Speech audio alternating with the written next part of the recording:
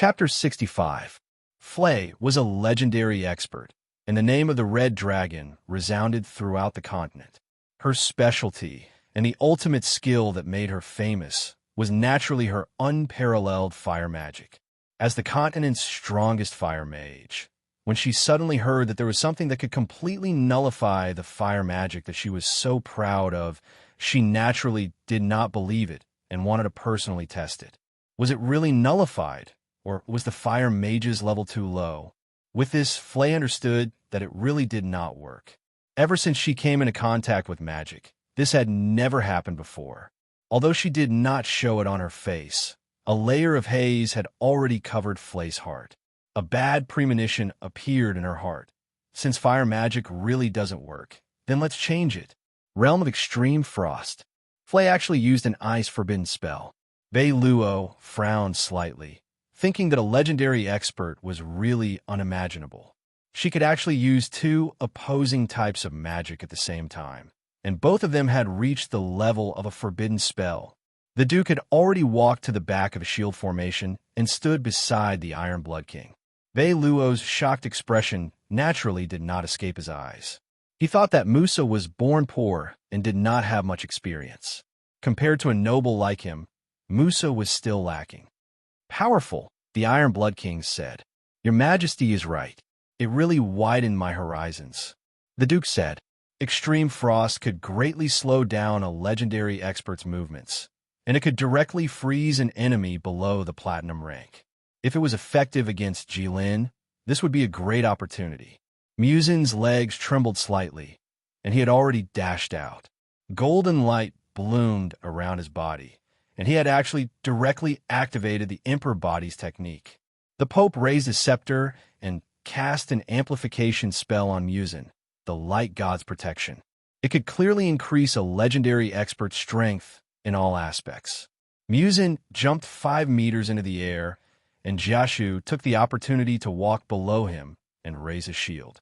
Muzin landed and stepped on the huge shield. Jiashu activated the repel skill. It could forcefully push away the enemy in front of the shield.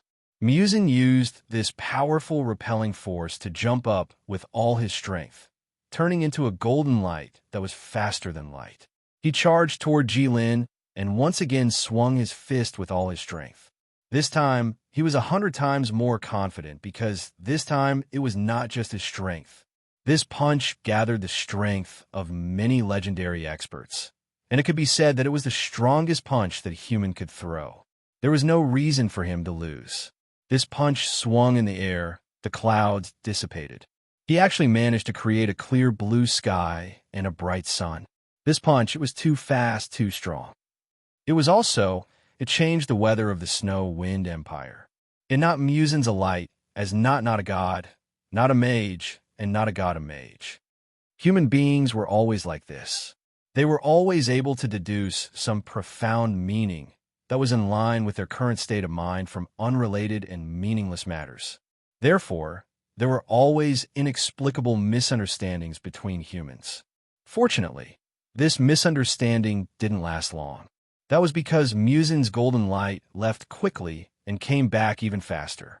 Muzin's speed was so fast that no one could see him clearly. In their eyes, he had already turned into an extremely thin ray of light that flashed and disappeared. However, Jilin could see him clearly, and he was faster than him. Jilin quietly watched the humans below mess around. He watched them perform acrobatics and watched a person jump up and charge toward him. Jilin raised his hand and threw a punch downward. The huge dragon claw clenched into a fist, which was the size of a house. With such speed, humans naturally could not match it. It could be said that Muzin and Jilin had exchanged a punch, but it could also be said that they did not. That was because he had indeed exchanged punches with Jilin, but he did not even last for a moment. In the eyes of others, Muzin had only flashed up in an instant, parting the clouds to see the blue sky. Then, he flashed back and crashed through the moving city. However, no one knew how many floors he had crashed through and whether he had reached the ground. If it were not for the huge pit on the ground and the unnatural clear sky in the sky, the Duke would have thought that he had seen wrongly. It was as if Muzin had not gone up at all. Musin half knelt on the ground and raised his head to look at the majestic megalosaurus. He spat a mouthful of rock shards. He thought that if it were not for the Pope's support, he would not have been able to get up after taking this punch. Jilin slowly retracted his fist. To him, it was as easy and natural as a human swatting away a mosquito that could only fly in a straight line. At this moment, a crack suddenly appeared in the space beside Jilin's hand. It was spatial magic, spatial teleportation. It wasn't a high-level spell, but a basic spatial spell. However, those who could use spatial spells were 1 in a million. How many types of magic can Flay use? This is too ridiculous. The Duke could not help but cry out. 10,000 types, paths. Return to the same place. Vice versa, the Iron Blood King said. Is this the realm of a legendary expert? Bei Luo asked. The Iron Blood King nodded slightly. Grand Secretary Bei Luo sighed and said, I look up to a high mountain. Although I cannot reach it, I yearn for it. The Iron Blood King smiled and said, That's right. Everyone was like that.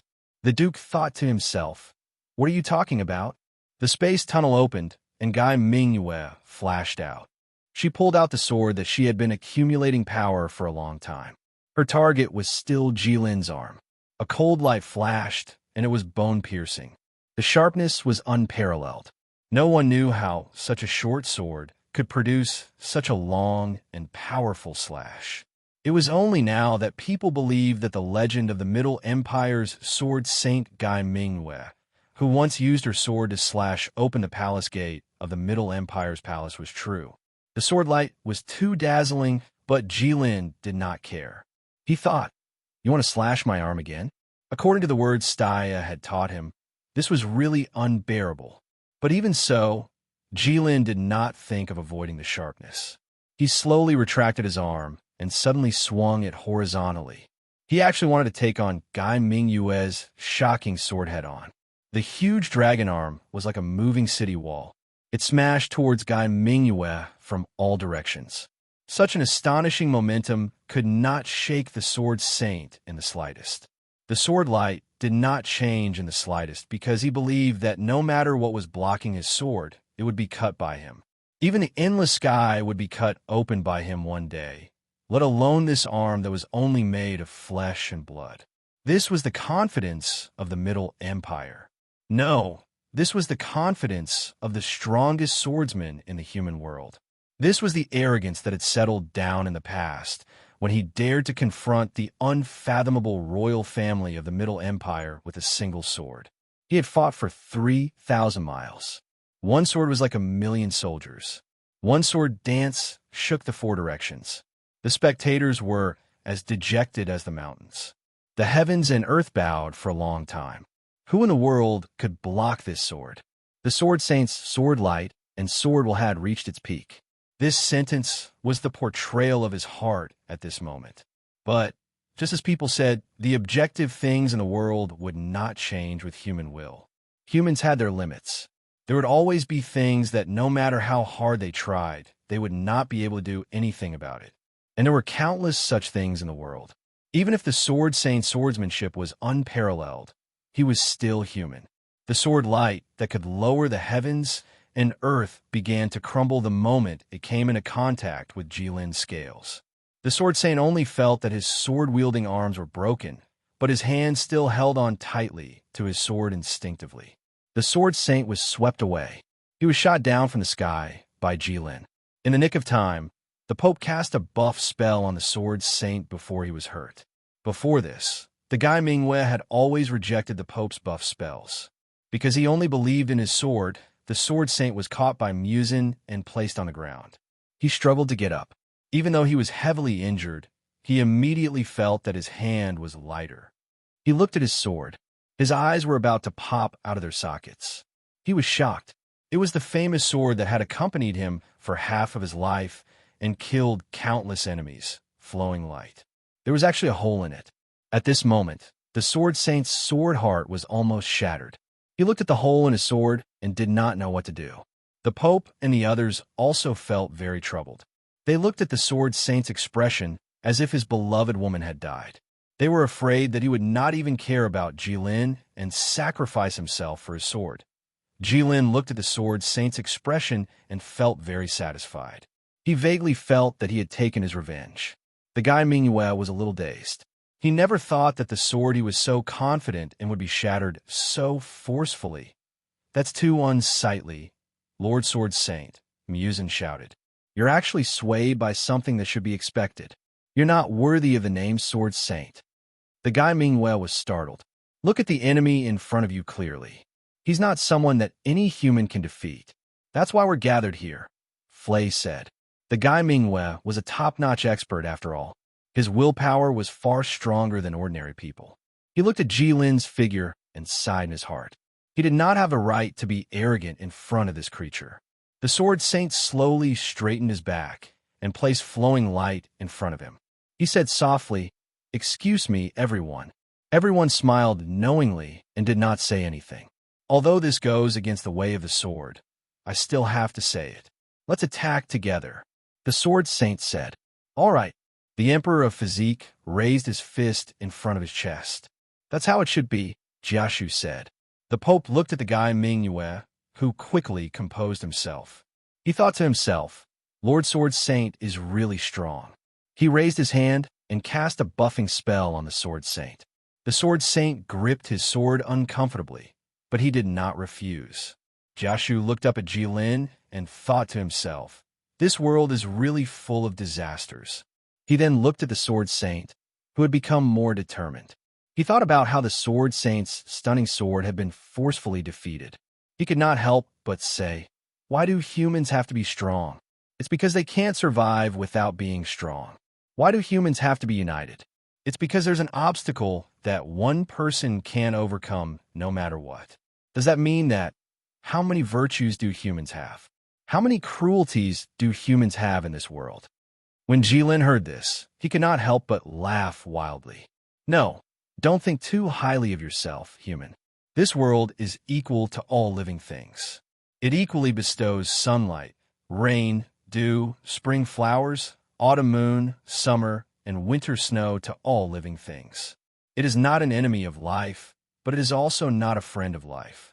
It is impartial and extremely fair. It is cruel to humans. It's just the rest of the humans." Jiashu opened his mouth, but no words came out. The other experts were thoughtful. The Pope said, "Don't talk about these useless things." Chapter 66. When the legendary experts heard the Pope's words, they couldn't help but feel strange. How is this useless? Before a battle, they naturally had to strengthen their beliefs. If they had doubts about their own beliefs and couldn't be sure that what they were doing was correct, how could they unleash their full strength? No matter what, humans are always so difficult. What's the meaning of human life?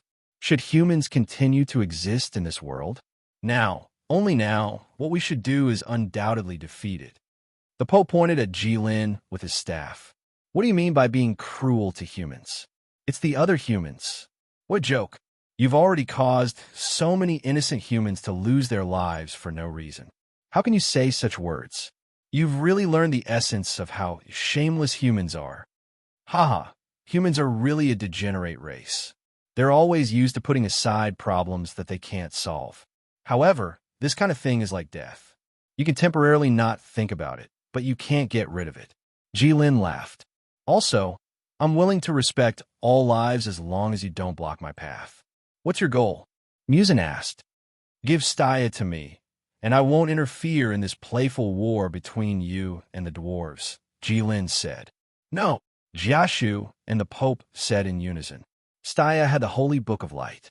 Even if this thing was left outside for a day, it was enough to make everyone in the Church of Light anxious. Moreover, just as the Pope had said, Staya was the saint of the Church.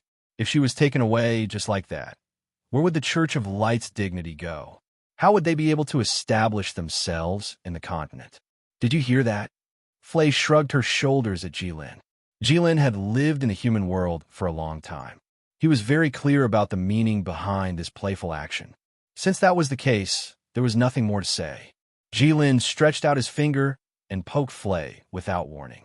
It was as fast as lightning. If it was Guy Mingyue, she might be able to block it. If it was Muzin, he might be able to dodge it. Flay definitely wouldn't be able to escape. That was what everyone thought. However, Flay instantly disappeared from where she stood and suddenly reappeared in the distance. This was the first time Jilin's attack had missed. Teleport. Instantaneous teleportation. Don't underestimate mages, Fry said. However, he did not know if she was talking to Qilin or the other legend rank experts. Jilin raised his hand and swung it down again. He thought to himself, I don't believe that you can keep dodging. Flay hastily activated her teleportation skill. Although nothing could be seen from her expression, only she knew how much effort she had put into it. She could only activate this skill a few times. Fortunately, her companions were all reliable people. Jiashu predicted Jilin's attack and raised his shield to block it. An indescribably huge impact came, and Jiashu, who was 2 meters tall and muscular, was sent flying backward like a cannonball until he smashed into the wall of the moving city. But no matter how pathetic the situation looked, he still managed to block it. Jilin looked at Jiashu and flicked his finger. Sparks flew. It was like a swordsman sharpening the sword in his hand. Guy Mingwe broke through the air with her sword and suddenly reached Jilin's feet. She stabbed once, but it was as if she had stabbed hundreds of times. Sword Saint's self-created ultimate skill, 10,000 swords become one. She stabbed several times at extremely fast speed and attacked 1 point as if she had only attacked once. Since one sword could not cut through his scales, then she would attack dozens of times, hundreds of times. Muzin seemed to have the same idea. Countless punches rained down on Jilin's other foot. Flay prepared for a while and casually used the space slash. This was the only attack that had hurt Jilin in the intelligence reports. However, Jilin was no longer the same as before. Jilin had completely revealed his true strength and was now unrivaled. Even if 3 legendary masters attacked him together, it was still like an ant trying to shake a tree. Jilin looked at Guy Mingwe with interest and said, Your swordsmanship is really amazing. It just so happens that I have also obtained a new sword. Take a look. After saying that, a ball of flames rose beside Jilin's hand. Jilin's arm shook, and the flames dissipated. A huge sword appeared between heaven and earth. Cheers could be heard from afar. However, it was unknown if this thing could still be called a sword. It was too huge.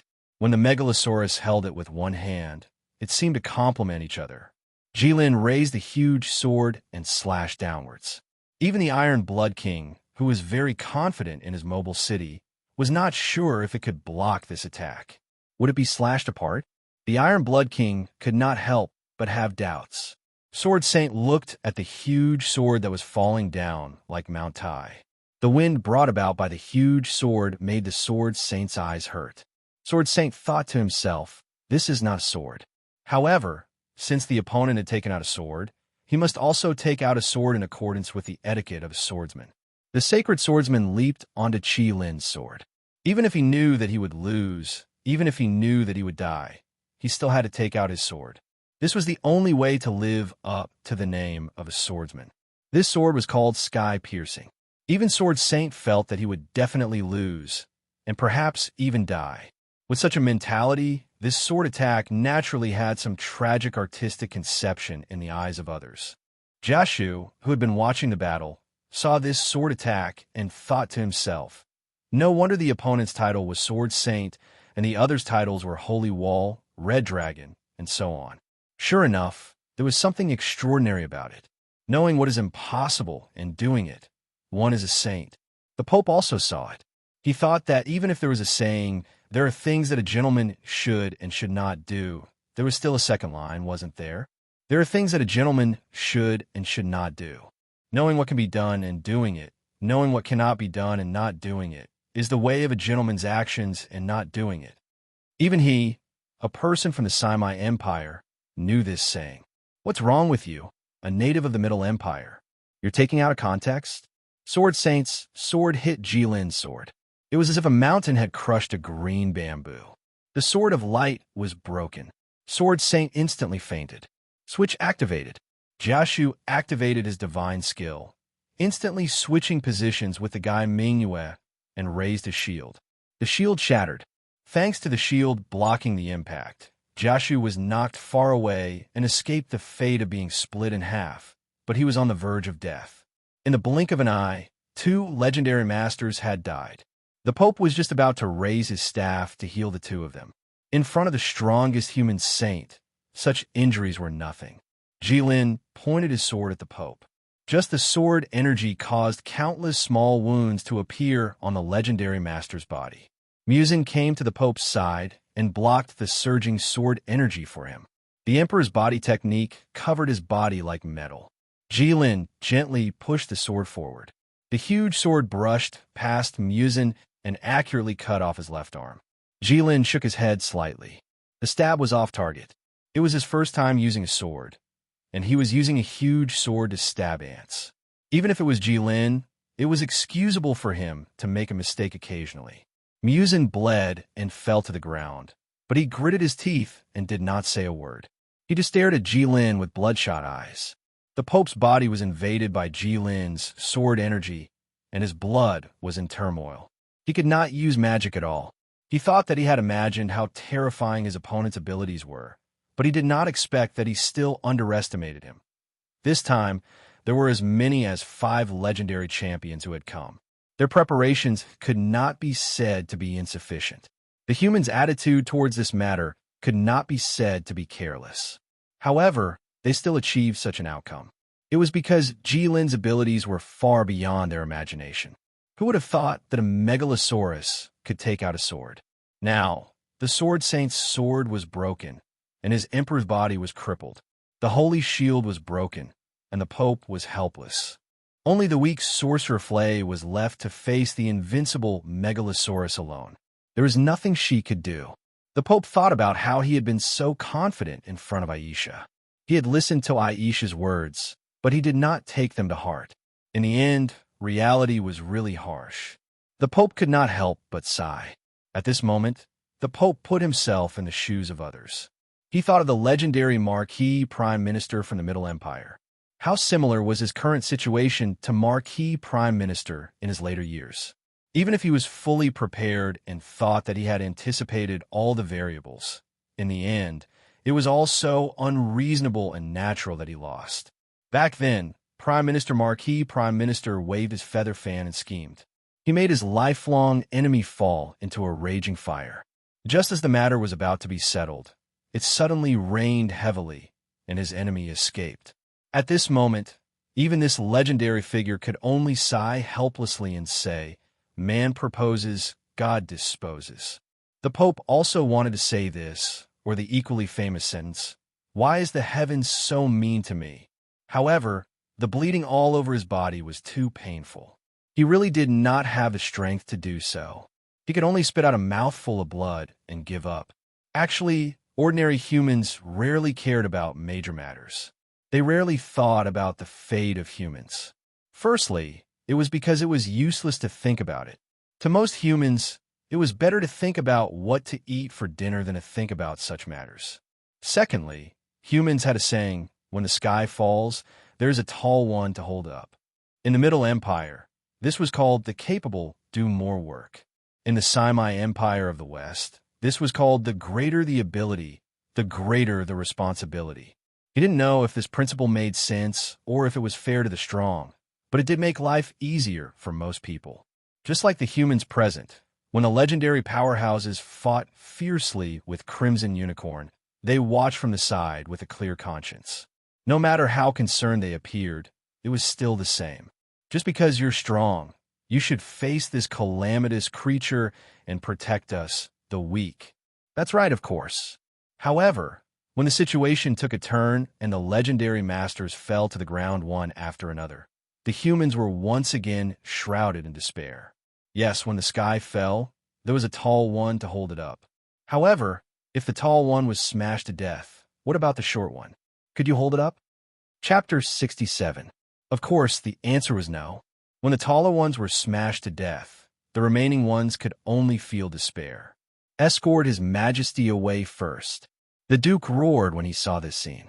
The Duke drew his sword at the same time, wanting to charge towards Jilin. He wanted to use his life to buy some time for His Majesty to retreat. According to the script in the Duke's mind, This should have been a great sacrifice that would be recorded in history. Unfortunately, or perhaps fortunately, Beiluo hugged him tightly. The reason was simple. 4 out of the 5 legendaries here had already died. Even if Beiluo, who was not considered outstanding in the Diamond Realm, went up, he would only be a cup of water on a burning cart of firewood. He would only end up being evaporated in an instant. The Duke was stunned when he was suddenly hugged. He turned around and saw that it was Beiluo, who he had always thought was weak. "Let go. Take his majesty away first. Don't worry about me." The Duke did not dare to use force to push Beiluo away. After all, he did not know how strong Beiluo was. If he accidentally killed Beiluo, it would not be worth it. Thus, the Duke could only say this. The Duke felt that Beiluo would definitely let go of him after hearing his words. After all, between his majesty and himself, who would Beiluo choose? This was not a problem at all. However, much to the Duke's surprise, Beiluo had no intention of letting go at all. The Duke was furious. He reached out to pull Beiluo's hands away. "I didn't expect Beiluo to be so soft-hearted," the Duke thought to himself.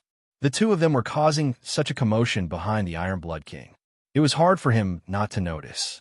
The Iron Blood King frowned slightly. When did the two of them become so close? "Calm down. Don't be impatient." The Iron Blood King raised his thick palm in front of the two of them and said calmly. The Duke looked at the steady palm in front of him and was stunned. He did not struggle anymore, because he suddenly realized that the Iron Blood King's reaction was a little too calm. This was too strange. Even if His Majesty's realm was extraordinary and had seen through life and death, he should not have reacted this way, because the Emperor's life did not belong to the Emperor himself. That was the Empire's greatest asset. If ordinary people died, then so be it. At most, their relatives and friends would change into white clothes to offer their condolences. It would not cause any significant and indelible impact on the surroundings. However, if the Emperor were to suddenly pass away, it would undoubtedly be a great blow to the Empire. Therefore, the Iron Blood King should not be so calm, even if it was for the sake of the great country passed down by his ancestors. Moreover, in the Duke's eyes, the Iron Blood King was not someone who was used to putting himself in danger. This was not to say that the Iron Blood King was cautious. It was just the basic quality of an emperor. Since his every move was related to the lives of the world, he naturally had to be cautious. Since that was the case, there was only one possibility. His Majesty still had a backup plan. With that in mind, the Duke could not help but glance at the Pope, who was on the verge of collapsing, the unconscious sword saint in Jiashu, and the crippled emperor physique. He thought to himself, "Your Majesty, what other tricks do you have? Could he be more powerful than the legendary masters who had lost their combat power? If the Snow Wind Empire has such a background, then why didn't you say something earlier? Wouldn't it be better if I led the troops to help you take down the Middle Empire? Haven't you been curious about the secrets of the Middle Empire for a long time? Why do you still have to scheme against Bello and the Empire when you have so many troops in your hands? Why must the people of my Snow Wind Empire suffer the pain of the cold and the cold alone in this world? Your Majesty, it's time." Bello raised his head from behind the Duke. "Yes." The Iron Blood King nodded lightly. Then he stretched out his hand to push aside the soldiers in front of him and slowly walked forward. The soldiers were so frightened by the Iron Blood King's actions that they felt as if their hearts were about to jump out of their stomachs. The soldiers wanted to stop him and pull the Emperor back, but the soldiers who were close to him were all intimidated by the calm expression on the Iron Blood King's face. Their raised hands froze in midair, and they did not dare to act rashly. The Iron Blood King's footsteps were slow, but very steady. He could not be stopped, so he walked to the front of the human soldiers. Facing the red disaster, there was nothing in the middle. This was the aura of an emperor. Without making a sound, without making a move, he could intimidate the world's warriors and make countless heroes bow down. The Iron Blood King raised his head to look at Jilin and waved his hand. Jilin also looked at him curiously. He didn't know what was so special about this human. He didn't know or couldn't understand the significance of the word emperor to humans. However, he could see the uniqueness of this human with a single glance. With the wave of the Iron Blood King's hand on the battlefield, there were two people carrying a thick wooden box. They seriously and respectfully placed the wooden box behind the Iron Blood King, as if they were not carrying a wooden box, but an incomparably noble throne. The Iron Blood King took the long sword from his waist.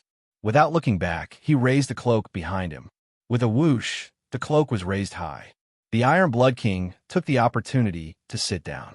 At the same time, the cloak also fell down, covering the Iron Blood King's back once again. There was even a part of the cloak on the ground. The Iron Blood King held the long sword with both hands. He sat upright on the wooden box with his chest puffed out and his stomach tucked in. His majestic aura swept through the wilderness. Jilin narrowed his eyes. What kind of trick is this human playing? It was as if two parties were having an academic debate, and one of them suddenly walked over and slapped the other. This was called playing cards that did not follow common sense. In such a situation, no matter who it was, they would have to think carefully about it. The Pope's entire body was covered in wounds, and he was swaying unsteadily. Even so, he couldn't help but think that as the Pope of the Church, he was still lacking in some aspects compared to the Emperor of the Empire. Even if he was given another 10 years, he still wouldn't be able to match up to the Emperor of the Empire. The Pope could not help but shake his head and smile bitterly. However, such a small movement caused him to lose the balance he had worked so hard to maintain. He could not hold on any longer and fell backwards. Just as the Pope was about to fall to the ground, a pair of hands reached out from behind him and supported him firmly. "Your Holiness has worked hard," Lord said in a low voice. The Pope turned around and saw Lord's old face and the rest of the Church of Light. The Pope looked at the concerned gazes of Lord and the others and smiled slightly. He shook his head and said, "It's fine. Iron Blood King, I'm not that much worse than you." "How's the divine weapon?" the Pope asked. "Fortunately, it did not fail," Lord said. "That cough is good. What are you waiting for? Hurry up and treat the legends." "Your Holiness, I will do it myself," Lord said. Only then did the members of the Church of Light begin to move. The Pope smiled at Lord and pointed at the Iron Blood King with a trembling finger. "Look at this man. For the sake of showing off, cough, cough. He would even throw away his life, cough, cough." Lord looked at the majestic Iron Blood King and Jilin, who was staring at him. He felt that the Pope's words made sense, but years of habit did not allow him to express his agreement. He only pressed the Pope's hand gently and said, "Your Holiness, there is no need to say anything else. Besides, I don't think there is anything in this city that can hurt the Iron Blood King at all." "Is that so? If that is the case, then that is good," the Pope said softly with a heavy gaze. "But don't forget, the Iron Blood King never thought of winning this battle." Lord frowned. He was originally full of confidence in the divine weapon, but for some reason, after hearing the Pope's words, a trace of worry crept into his heart. Lord shook his head fiercely and chased the negative emotions out of his mind. "Impossible. This time, we are fully prepared. There is no reason for us to fail." The Pope was stunned by Lord's words. He looked at Lord's aged face and thought of the Lord who used to follow him around when they were children. After so many years, he realized that this was the first time he felt that this kid was so similar to himself in certain aspects. "I was thinking the same thing before, but I didn't say it. If I said it in public, I'm afraid I'd have the heart to find a hole to hide in. It seems that Lord is still too inexperienced. Human, I can tell that you are different, which is why I allowed you to live so long. But what is the meaning of this? Do you want to die?" Jilin stared at the Iron Blood King. His large golden eyes clearly reflected the Iron Blood King's figure. The Iron Blood King smiled and said, "Humans have no manners, so why not die?" Jilin pressed his face even closer. The wind from his breath was enough to mess up the Iron Blood King's neat cloak. "Humans have no manners, so why not die?" This sentence is quite interesting. If humans don't have manners, then what is the point of dying? Is that what you mean? Jilin asked. The Iron Blood King thought for a moment and said, "Something like that. Humans really are creatures that look down on life. Anything can weigh more than life." Jilin couldn't help but sigh. The Iron Blood King shook his head seriously and said, "Human life is greater than heaven. When Jilin heard this, his tail froze. A moment later, an earth-shattering laughter rang through the clouds, causing the Iron Blood King's eardrums to hurt. Ha ha, ha ha, human life is greater than heaven. How arrogant. You humans are so insignificant as a speck of dust in this world. Yet you always say things like humans can conquer the heavens. Frogs at the bottom of a well, looking at the sky from the bottom of a well. Do you know how high the heavens are? Do you know how high, how wide, and how thick the heavens are? No, you don't know, because you can't even fly. Truly, the ignorant are fearless. You're just making people laugh, Jilin said. Hearing Jilin's words, the Pope thought, this dragon idiom is really good. I wonder who taught him. Chapter 68. Hearing Jilin's words, Iron Blood King wanted to say something, but hesitated. His thick lips opened slightly and then closed again. But in the end, he still said with great determination, humans have unlimited possibilities because they dare to think, dare to do. We have no advantage compared to other races. In this world of ice and snow, we don't have fur to protect ourselves from the cold. We also don't have enough to obtain food with sharp teeth and claws. But humans still became the master of this world of ice and snow. We rely on our unconstrained wisdom and the belief that humans can conquer the heavens' unyielding will. We, the Snow Wind Empire, don't pray to the gods and don't fear this vile world. We believe that we can get what we want through our hands. Even if there isn't originally, we can create it ourselves. An environment suitable for humans to live only exists in a mythical heaven where everyone can live peacefully. So, there was nothing that could stop the humans. Even if it's heaven and earth, even if it's God, you are fine too. Don't say anything more. Iron Blood King said intermittently. These words should have made the people who were speaking or listening extremely anxious, but everyone listened very seriously. They were attracted by every word Iron Blood King said, and were moved by every word he said, because this was what an emperor said to a godlike Megalosaurus.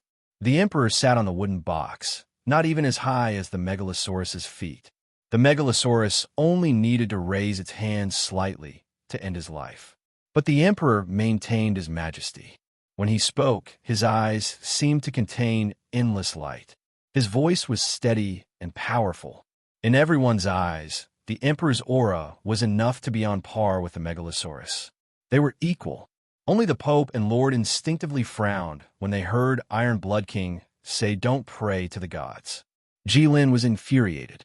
His golden pupils shone brightly, and he bent his ferocious dragon claws.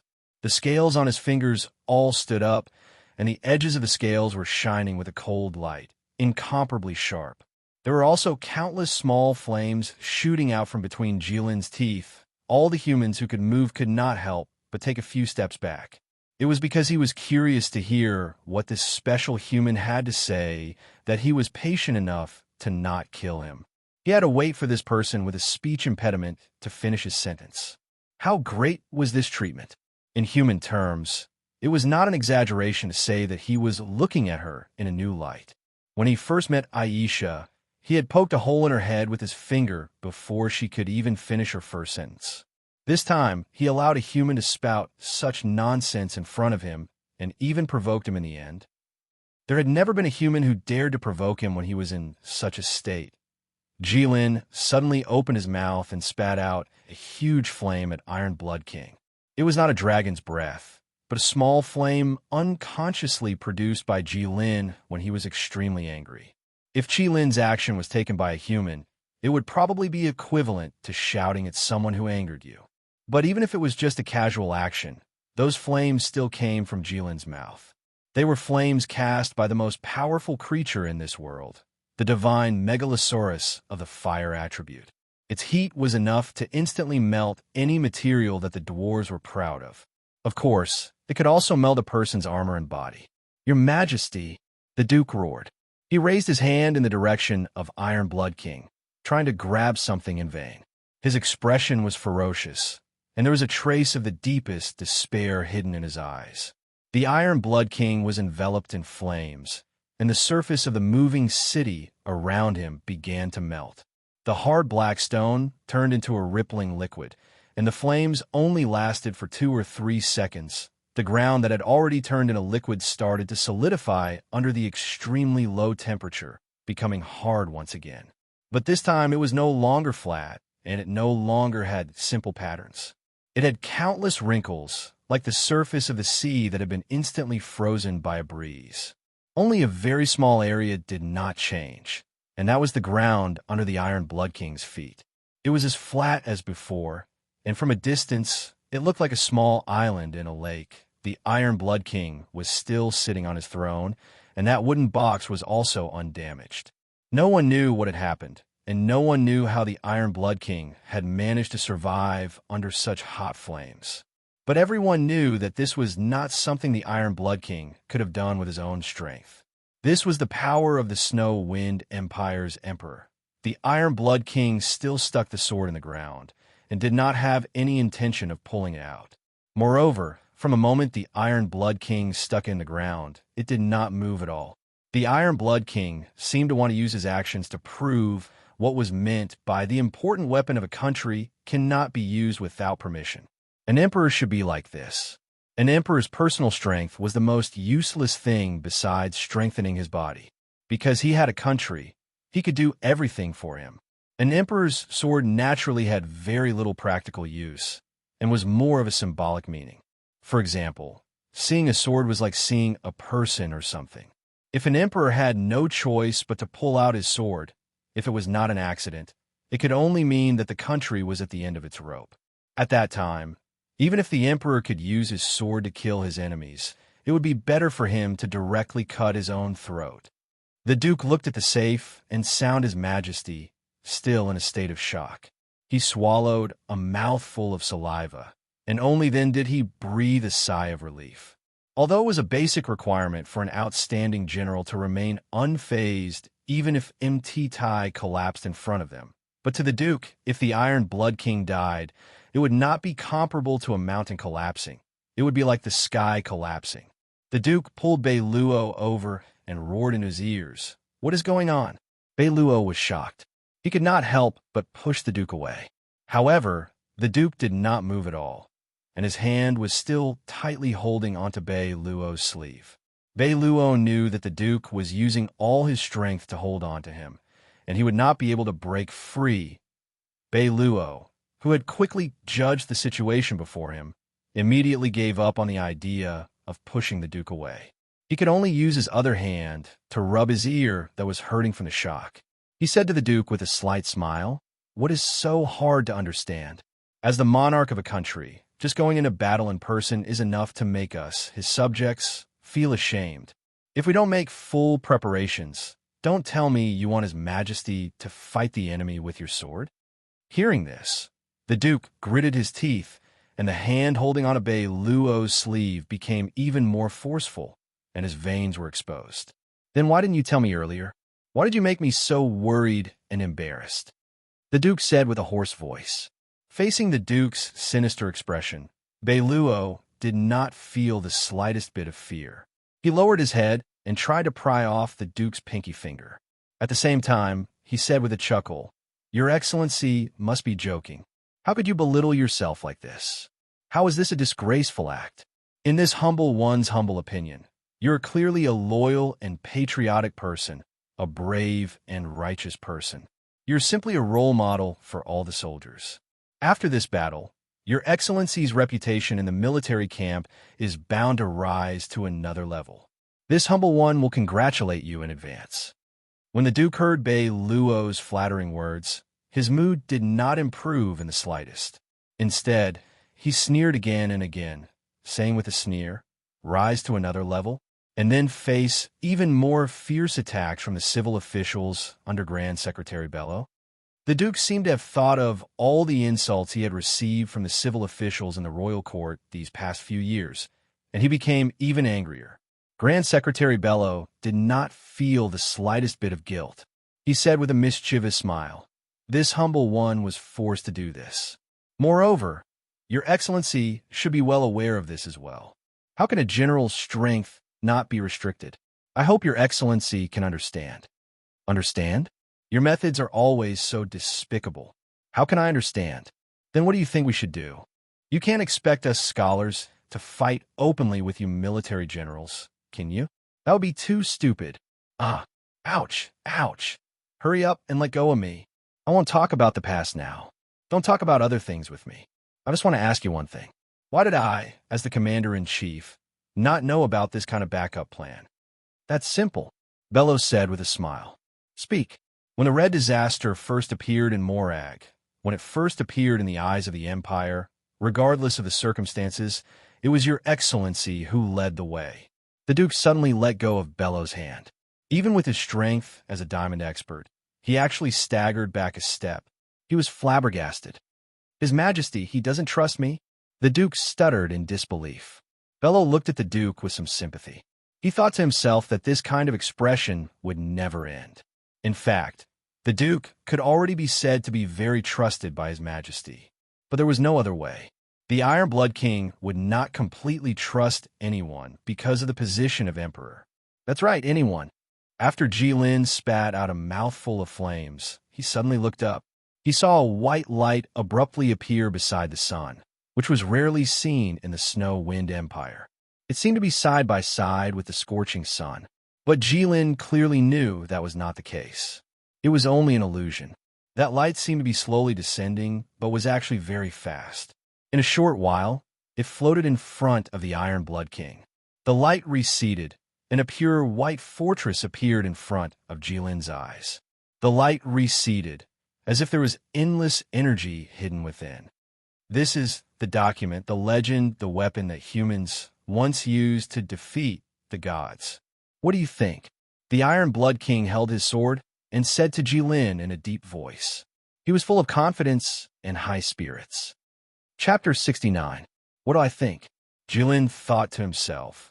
I seem to have dismantled one of these things a while ago. It looks very cool, but it's actually very fragile. Jilin shook his head and said, I don't think so. Hearing this, the Iron Blood King did not argue and said with a faint smile, Then, let's give it a try. After the Iron Blood King said this, the Ming Shui divine weapon began to shine. 3 halos formed by countless sacred characters appear behind him, and 6 straight wings of light extended from his back. His right hand turned into a rapid-fire cannon that was many times larger than the normal model, and his left hand turned into a white sword of light. Bright Snow God armament, battle mode activated. The sound of machinery operating could be heard as the Bright Snow God armament raised its hand and shot out 3 consecutive shots. White energy bullets whistled through the air. Although the energy bullets released by the Bright Snow God armament were very aggressive and shocking, all the humans who had seen Jilin's strength did not have much hope.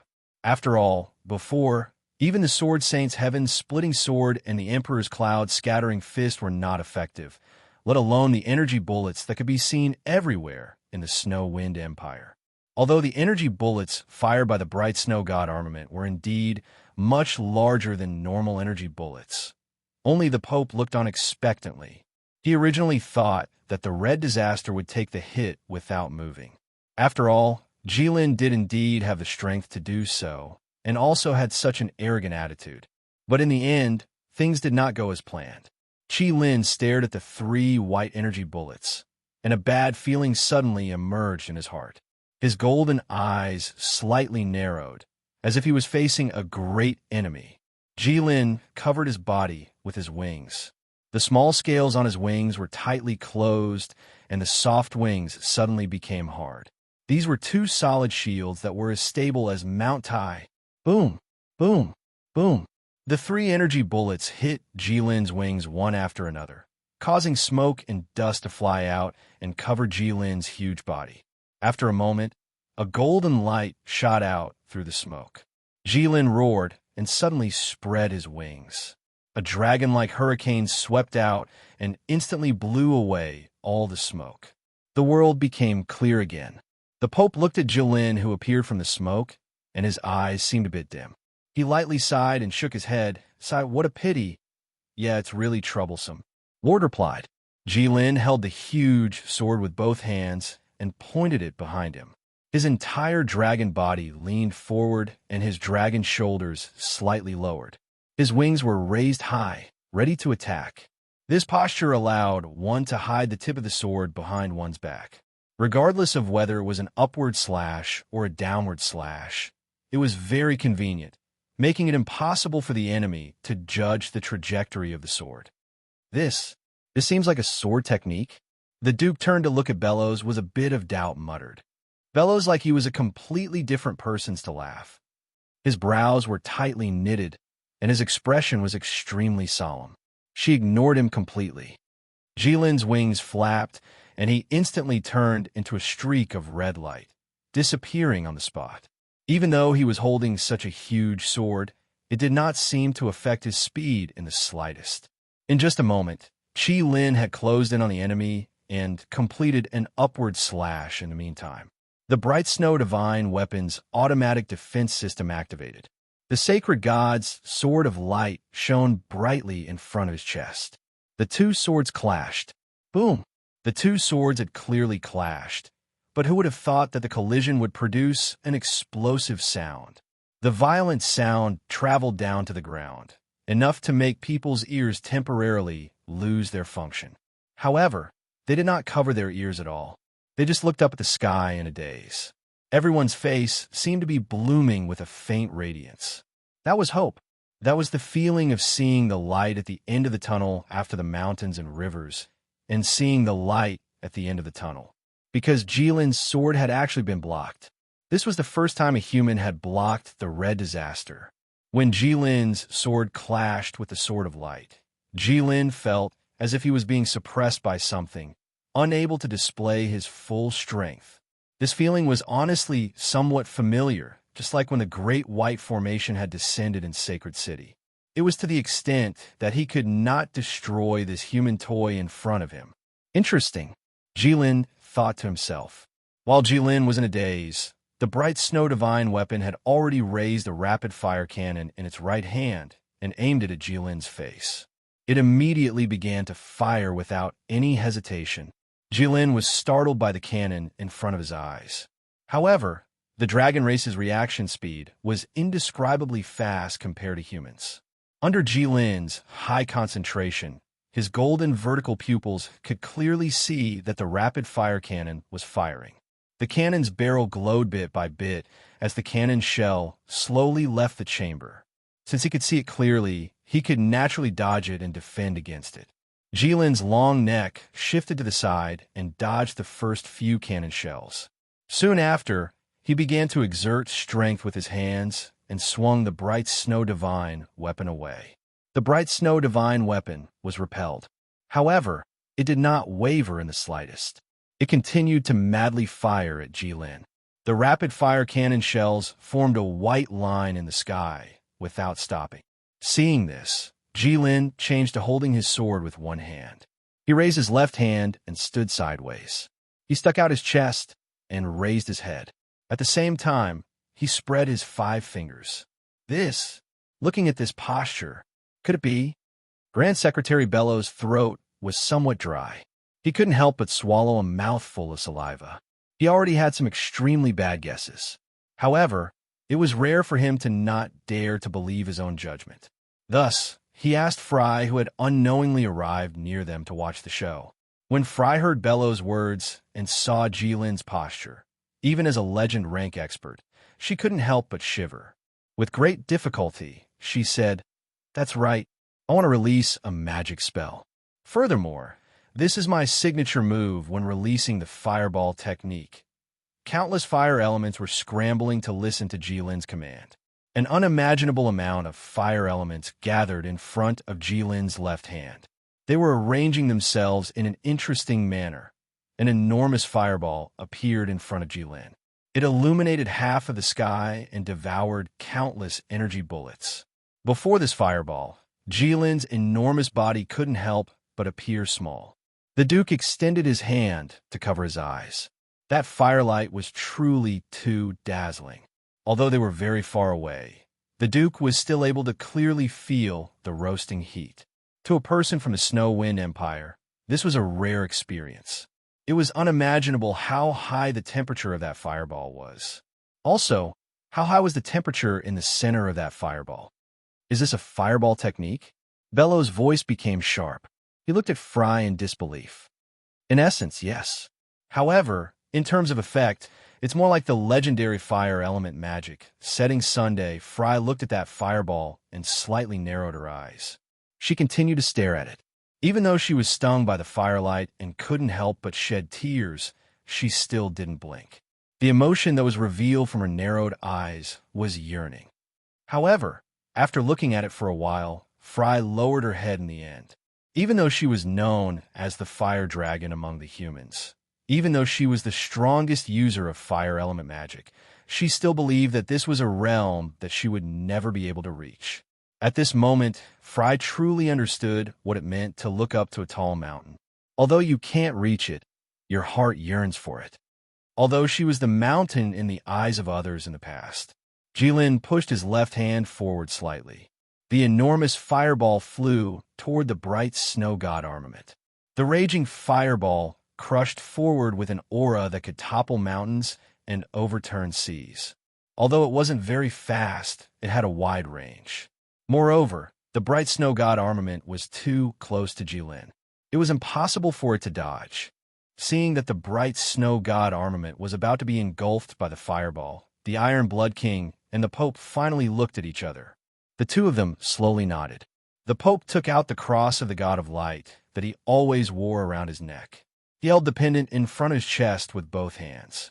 After a short while, a dazzling light seeped out from between the Pope's fingers. The Iron Blood King also picked up the sword for the first time. His finger lightly brushed across the sword's edge. A drop of blood started to flow on the sword. The blue gem on the sword's hilt started to turn blood red. At the same time, the bright snow god armament's eyes also changed from blue to red. The two straight wings on its back suddenly extended. The wings of light became even larger. Compared to the bright snow god armament's body, it was too exaggerated and uncoordinated. Bright snow god armament, god slaying mode, activate. The Iron Blood King couldn't help but frown. He felt helpless toward the person who designed this method of unlocking the bright snow god armament. Why did they have to scratch him? Couldn't they learn from the Church of Light? Why did they want His Majesty to constantly remind him that there must be a price to pay for using too much power? In the Iron Blood King's opinion, this was simply that person's bad taste. Or perhaps that person had been unhappy with him for a long time. Now that there was a chance to make him suffer a little, he wouldn't let go of such a rare opportunity. The bright snow god armament that had activated the god-slaying mode was a level stronger than before in every aspect. With a click, the rapid-fire cannon on the bright snow god armament's right hand actually fell off. Another sword of light shot out from the original socket. The bright snow god armament raised its left hand high and chopped down. A visible dent appeared on the huge fireball. Although this dent was insignificant compared to the entire fireball. However, there was a saying that went, "A 1,000-mile die collapses because of an ant's hole." The bright snow god armament began to continuously wave the two swords in its hands. The dent began to deepen and expand. Slowly, the huge fireball was forcibly split in half by the bright snow god armament. The bright snow god armament passed through the two halves of the fireball and stood in front of Jilin. A few wisps of green smoke floated from its body. The huge and holy wings of light spread out behind it. If it weren't for its blood-red eyes, it really would have looked like an angel from the heavenly realm. However, the green smoke was caused by the extremely high temperature of the fireball. Jilin looked at the extremely beautiful bright snow god armament and stuck out his tongue to lick his sharp fangs. He thought to himself, how interesting. Chapter 70. A toy made by a weak human could actually remain unscathed under the fireball released by the divine Megalosaurus. Only a few wisps of green smoke appeared on the surface of the fire for the divine Megalosaurus. This was, of course, very interesting. It was as interesting as a human seeing their own cat beat up someone else's dog. It was just a small accident that had nothing to do with it and was happy to see. The bright snow god soldier in its god slayer mode had enormous wings. With a seemingly light flap, its entire body shot out like a meteor. The high-speed friction with the air caused the bright snow god soldier's entire body to ignite with raging flames. Jilin shook his head slightly when he saw this. Sure enough, the things made by humans still lack souls. For it to spontaneously combust, because of its own speed, this meant that the bright snow god soldier did not have any connection with the elements of heaven and earth. It was like a strong man who had brute force but did not know how to use it. The way it used its own strength was so crude and unsightly. On the other hand, the dragon race was much faster than the bright snow god soldier at their fastest speed. Why didn't they spontaneously combust while flying? It was nothing more than knowing how and why. The dragon race had a more thorough understanding of the nature of heaven and earth. Weak humans, they were a little too reliant on power outside of themselves. But they had only reached great heights with the help of external forces. Even if they could be in the limelight for a while, they still could not escape the miserable fate of collapsing buildings. From Jilin's point of view, this was the wrong path. Dragons could not understand why humans did not put their energy into improving themselves, but kept studying these useless things. The most important thing was that even if humans could gain more power and stand at a higher level through studying these things, they would not be able to do so.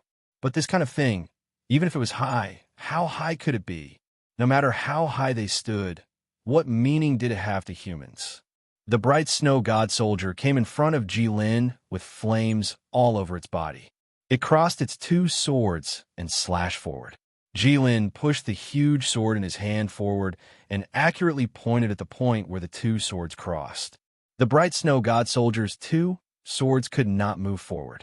The Iron Blood King, who had been calm all this time, finally changed his expression. His eyes widened and his face was as gloomy as water. He gripped the long sword in his hand tightly. The knight's gauntlet attached to the iron armor rubbed against the hilt of the sword. How could this be? Wasn't the God Slayer mode activated? Didn't they say that the bright snow god soldier in God Slayer mode could be suppressed even by gods? How could this be? How could it still be so easily beaten by the enemy without any ability to fight back? The Iron Blood King. The Iron. Jilin didn't think so. He felt that the strength of the toy in front of him was indeed much greater than before. It's almost as big as one of my hands. Humans really can't be underestimated. Of the bright snow god. The bright. In its simple operation instructions, there was only one judgment. Since this plan didn't work, then changed to another one. The bright snow deity soldier, who had been blocked, took a small step back and pulled some distance away from Jilin. The two swords that had been suppressed regained their freedom. The bright snow deity soldier immediately moved forward again and began to brandish the two swords in his hands like storm. There was no technique to speak of, and all he wanted was to be fast. There were only two swords, but the bright snow god soldier waved them like a mighty army. It was like the wind sweeping away the clouds and the waves hitting the shore. It was continuous and powerful. Countless sword shadows shrouded Jilin from all directions. The white light swords seemed to have weaved into a huge birdcage, attacking the enemy. There was no way for him to escape. The birdcage seemed to be able to crush all living things into pieces. That was how it should be. But the problem was that Jilin was not a bird. He was a dragon. A cage used to keep birds actually wanted to lock up a dragon. In that case, it could only end up with its body smashed to pieces. Jilin raised the huge sword and put it into the bright snow god soldier's sword circle. He only flipped his wrist up and down. His body did not move at all. The huge sword flew up and down in the sword circle like a swimming dragon. Countless sword shadows were immediately repelled the moment they touched the huge sword. However, from the looks of it, Jilin did not use much strength at all. The cumbersome, huge sword allowed Jilin to use the effect of 4 ounces to move 1,000 pounds. The area covered by the light swords could not be reduced any further. At this moment, Jilin gave off the feeling of a lonely mountain standing in the sea in a storm. I will not move and let the wind come from all directions. It's really too abnormal. A weak voice sighed with a strong sense of bitterness. Although this voice was weak and somewhat inaudible, it still attracted the attention of everyone present. This was because the owner of this voice was the sword saint, Guy Mingyue, who had just woken up. Musin looked at the sword saint strangely. He thought to himself, "We are already lying on the ground. Do I need you to tell me that the red calamity is abnormal?" If it was an ordinary person who could not help but exclaim in shock, it would be understandable. However, what kind of person is the Guy Mingyue? Isn't this a little embarrassing for us legendary powerhouses? What kind of person was the Emperor of Physique Musin? Ever since he was young, he had been traveling around the continent. Usually, he would fight if there was something wrong with his gaze. He would only use his hands to do things. He would not use his brain if he could.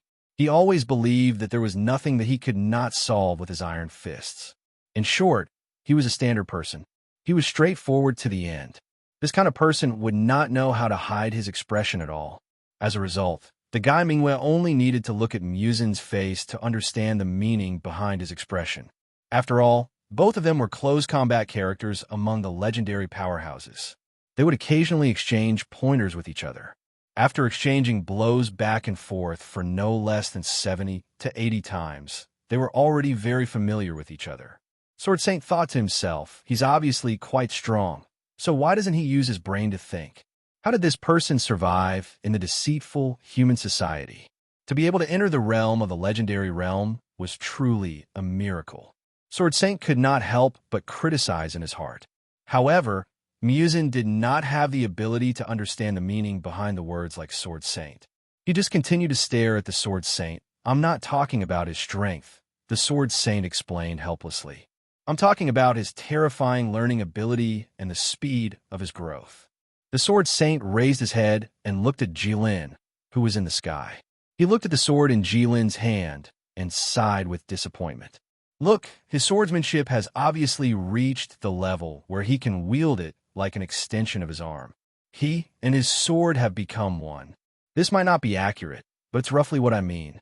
In short, his swordsmanship has reached a higher level. Do you know what this means? Musin shook his head. Although people who were at the same level of mastery would end up in the same place. However, the saying, "a difference in profession is like a difference in mountains," was not just a saying. When I was young, I used to travel the world with a sword.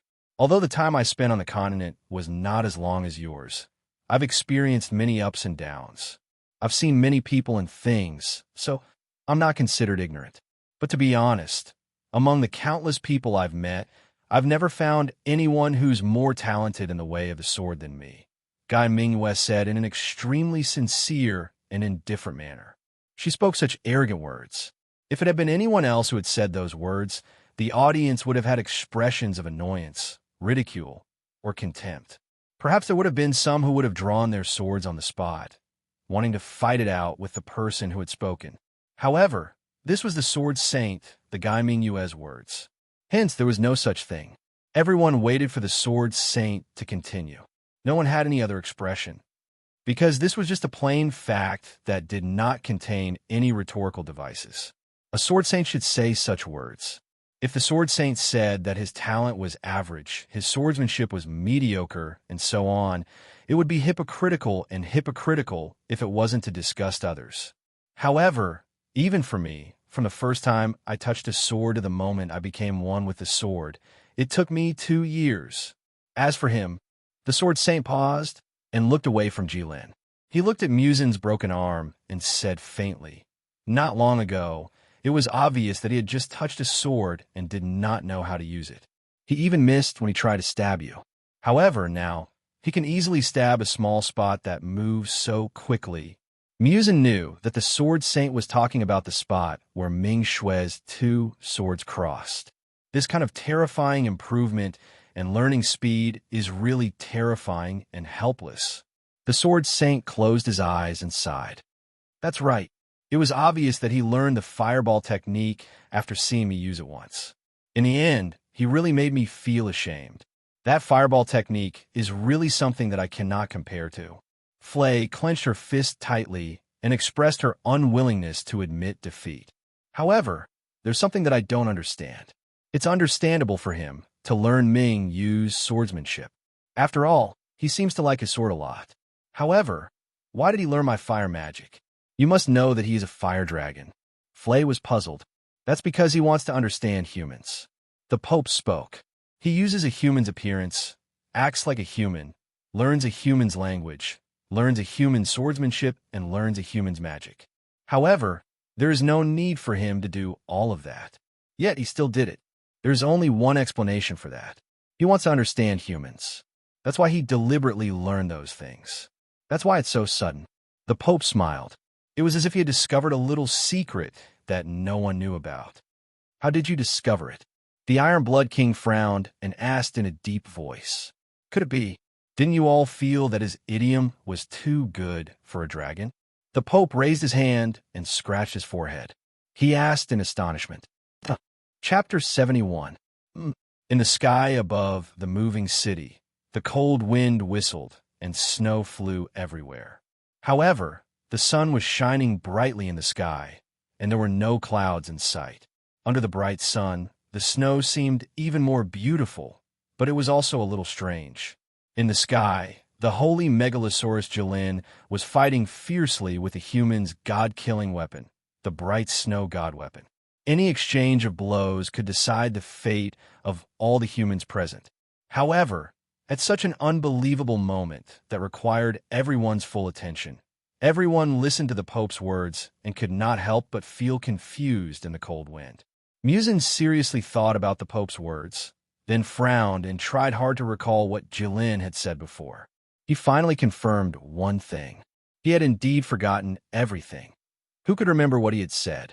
The only thing he could remember now was that the punches he had exchanged with Jilin had been really satisfying. However, it had also been really painful. It seemed that what he had believed in all this time was indeed correct. Fists were more useful than words. Thinking of this, Musin could not help but feel more confident about what he had done all this time, and he nodded in agreement. The Pope looked around and realized that these people did not seem to know what was wrong with them. They all looked as if they had seen a ghost. Only the Emperor of Physique deeply agreed with his point of view and could not help but feel relieved. Even so what? The Iron Blood King raised his hand and forcefully rubbed between his eyebrows as he asked with some pain. The Pope raised his head and muttered to himself for a while, then simply said, "Nothing, you F***CK." The veins on the Iron Blood King's forehead bulged, and his body suddenly leaned forward as if he was about to stand up. However, the Iron Blood King only paused for a moment before sitting back down. It had been many years since he had been so directly angry. Just now, the Iron Blood King had really suppressed his anger and did not say the commonly used sentence, "Drag him out and behead him." The enemy was right in front of them. Now is not the time, not the time. The Iron Blood King silently told himself. He was very puzzled.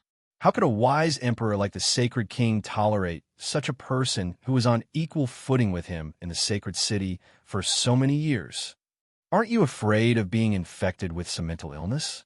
If it were him in Wind Moon City, he would definitely think of a way to get rid of him. Who cared if he was the Pope? Who cared if the Church of Light was the national religion? Iron Blood King thought bitterly. The Pope did not say much. He just smiled faintly and chatted. These people didn't know what it meant for the Red Disaster to learn from humans. He learned human swordsmanship, magic, language, and many other aspects. Perhaps these things were meaningless in the eyes of humans, but the Pope believed that as long as Jilin learned from humans, he would inevitably be tainted with human nature. What is human nature? That was a very interesting thing. From the point of view of the gods in the past, it was the root cause of the world's pollution. It was an indestructible virus that caused the gods to leave this world. But from a human's point of view, it was the glory of mankind. Then, what would happen if a creature that was comparable to a god was tainted with human nature? No one knew, but that would definitely be a very interesting thing. The Pope was also far-sighted, but his point of view was too different and could not be understood by others. Therefore, in the eyes of others, he was a little different. But the Pope did not care at all. The saint of the Middle Empire once said, If a man does not know and does not get angry, is he not a gentleman? The Pope deeply agreed. A beautiful world where everyone could understand each other only appeared in the description of the Holy Bible of Light. Moreover, as the leader of the largest organization in the human race, the Pope naturally knew what would happen to those who were too unique and did not know how to restrain themselves. Such people could only be isolated, persecuted, and oppressed to death by the normal majority in the name of justice. Even if they did not reach this point, they would definitely have a very difficult life. Such things had happened countless times in the history of the Church of Light. Even going back to the 4 previous popes, the Church of Light had a department called the Heresy Tribunal that specialized in such things. The Pope understood that whether it was, "I am the only one sober when the world is drunk," or "I'm the only one sober when the world is dirty," they were both the most painful things in the world. Because this world was big and small, and humans like to live in groups. If you did not fit in, you would naturally have to face it. Obviously, the Pope did not want to face it directly, because he himself was the most important part of this group formed by humans. This was not decided by the Pope's own will. This was decided by the position of the Pope itself. In other words, this was responsibility. Therefore, the Pope could be disdainful of it, scoff at it, and be dissatisfied with it. But he could not face it with his sword and fight to the death. So this was the only way. Jilin only used a giant sword to easily block the attack of the 2 swords of the Ming Shui god weapon, and Jilin felt that it was getting slower and easier. In the end, the Ming Shui god weapon was a man-made weapon without a soul. Its attack method seemed abnormally fierce and unparalleled. But the actual attack path was very simple. With Jilin's learning talent and speed of adaptation, he had already figured out its attack path. So now, Jilin only needed to block 1 sword to know how the next 2 swords would come. Jilin felt a little bored and began to use both hands to hack at the Ming Shui god weapon. The Ming Shui god weapon's attack was instantly suppressed. Its defense was also stretched thin. Jilin saw the opportunity and chopped at the Ming Shui god weapon's arm. The giant sword that had been swinging wildly a moment ago was now abnormally agile, as if it had been possessed by a dragon. Like a skilled butcher dismembering an ox, the giant sword avoided the Ming Shui god weapon's block, passed through the Ming Shui god weapon's sword circle, and fell on the Ming Shui god weapon's left shoulder. The Ming Shui god weapon's entire left arm was cut off. The chopped-off arm fell from the sky with a whoosh. But the Ming Shui god weapon still did not react, as if the arm did not fall from its body. Of course, because it felt neither pain nor emotion. Fighting with such a thing, Jilin felt extremely bored. Just as Jilin was about to end the battle, a sudden change occurred. The ground of the entire mobile city began to emit a blinding white light, and a huge array that encompassed the entire city appeared from the ground, and then slowly rose. Jilin only needed to glance at it for a moment to recognize this array. No, it was more accurate to say that this array was simply too easy to recognize. There was only one array that covered such a huge area on the entire continent, and no other. It was the one in Shengming City, the Shengming Array. Jilin reached out towards the Shengming Array that was rising into the air, wanting to burn it directly. After all, even Jilin did not want to be attacked by the Holy Sword twice. The Pope saw Jilin's raised hand and could not help but smile. He thought to himself that this guy still had a lot to learn. If he had known, learning from failure was the most common way for humans to grow. The Shengming Array had already been burned once, so how could he not be prepared? The golden light in Jilin's eyes shone brighter than ever before, and the surging dragon's aura wantonly spread throughout this space. Even Jilin had to use his full strength to release draconic magic. Draconic magic in a fire. The order to burn had already been given, and even the elements themselves were burned to ashes. The air, the clouds, and even the wind began to burn. Too terrifying. Even the Emperor of Physique, Musin, could not help but sigh as he looked at the burning air. This is a power that is comparable to that of the gods. He actually used fire magic to forcefully change the laws. Flay's eyes shone, and there was a trace of unconcealable excitement in her voice. It was like a craftsman who was determined to build the most magnificent city wall in the world, suddenly seeing the Great Wall of China. Even if she could never reach this level, she still shared the glory. After all, they were all in the same field, right? Cough. Jiashu saw that Flay was almost unable to control herself, and his face darkened as he coughed heavily. Unfortunately, Flay did not hear him at all. When the end of fire reached the sacred array, it actually passed through it, as if it had not touched it at all. It was as if the sacred array was not here, and it was only a mirage. Flay could not help but smile proudly. She was the only person in the entire continent who could cover the sacred array with a layer of space magic. Space magic mirage. Jilin was slightly surprised, and he thought to himself, there is actually something that the end of fire cannot burn? Then, Jilin noticed Flay's space magic in an instant. Humans only know how to do such underhanded tricks. Jilin thought to himself. Just as he was about to adjust the end of fire, the sacred array took advantage of Jilin's momentary daze to suddenly activate. 8 large chains shot out of the white magic array, and they instantly bound Jilin's limbs, wings, neck, and tail. Jilin immediately let out a loud roar, and he struggled with all his might, but he was actually unable to break free.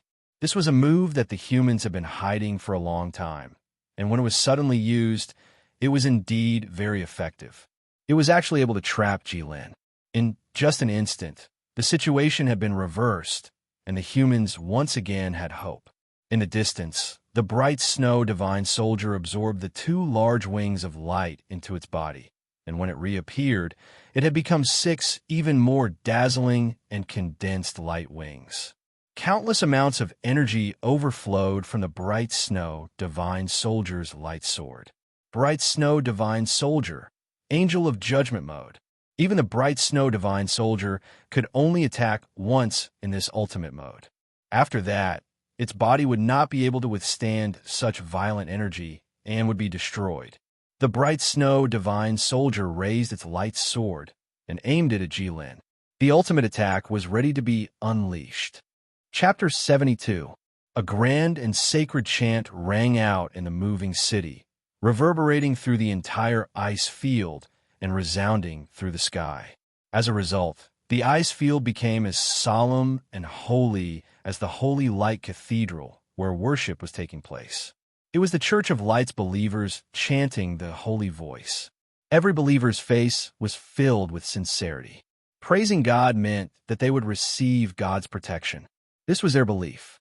As the holy voice became louder and louder, the light of the holy light formation also became more and more condensed. The chains that bound Jilin naturally became stronger as well. Jilin struggled a few times, but found that he still couldn't break free. He became abnormally angry. The toy that had now turned into 6 wings and was pointing a sword at him also became an eyesore.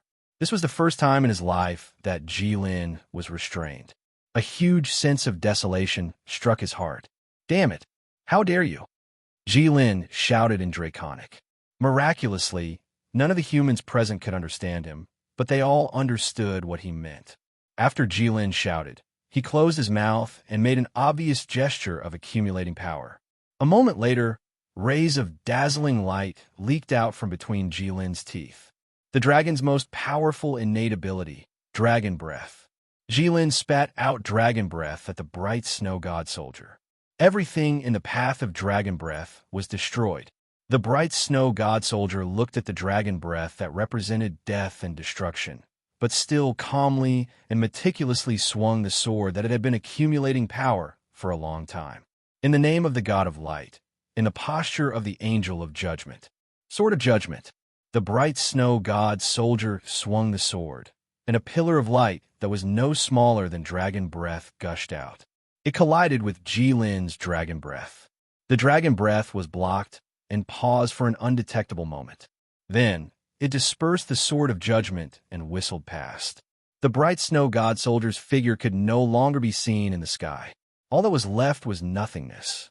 Your Majesty, this Lord witnessed this incomparably terrifying Dragon Breath, and asked the Pope with a trembling voice.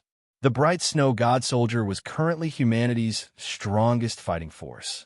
For the sake of the bright snow divine weapon, the humans had painstakingly prepared all kinds of foreshadowing, all for the sake of this heaven-shocking sword. Many legendary masters were at the front line and the control of the world's #1 array. Everything was for the sake of the sword of judgment of the bright, snow mystical weapon. But who would have thought that, even if he had swung his sword, he would still be killed by the enemy so unreasonably? Could it be that in the face of absolute strength, all means and schemes were really useless? At this moment, even the Pope's eyelids couldn't help but twitch. Only now did he truly believe Aisha's words. They would indeed lose. The gap between them was indeed too huge, and it couldn't be calculated with reason. However, the Pope did not have the slightest regret in his heart. There were always people who said, "You won't give up until you reach the Yellow River, and you won't turn back until you hit the southern wall." It seemed very prescient, but the problem was, without seeing the southern wall with his own eyes, how could he know how tall and thick the southern wall was? If you don't go to the Yellow River in person, how can you know how wide and deep the Yellow River is? If he hadn't seen it with his own eyes and experienced it himself, how could he have given up? How could anyone be willing to accept this? Defeated, the Pope understood. For most things, even the worst outcome was far better than no outcome.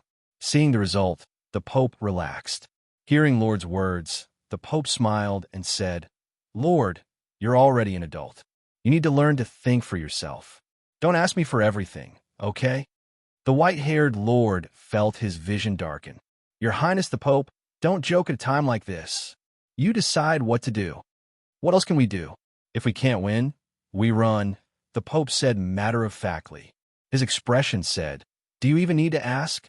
It's not that easy. Once we retreat, who will maintain the sacred formation? Once the sacred formation loses its effect, all lives will be lost. Now that we're already riding a tiger, I hope your Highness will reconsider," Lord said in a low voice.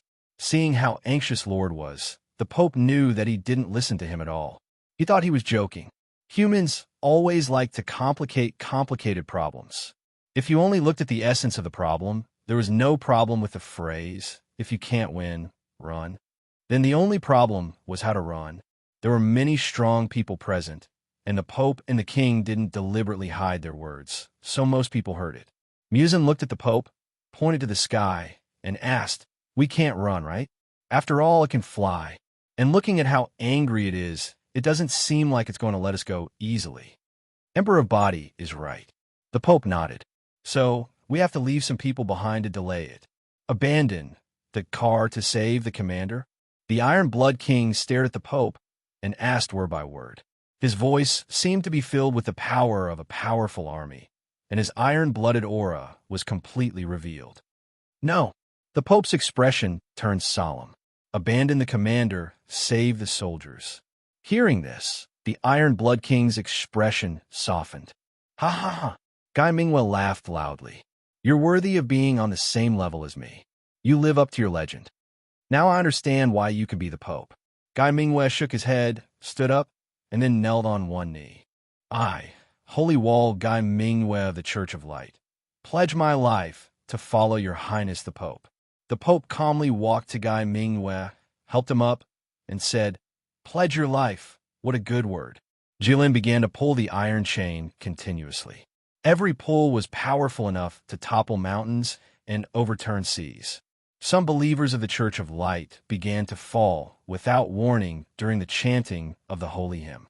Sometimes it was one, sometimes it was many together. Without exception, those who fell all stopped breathing.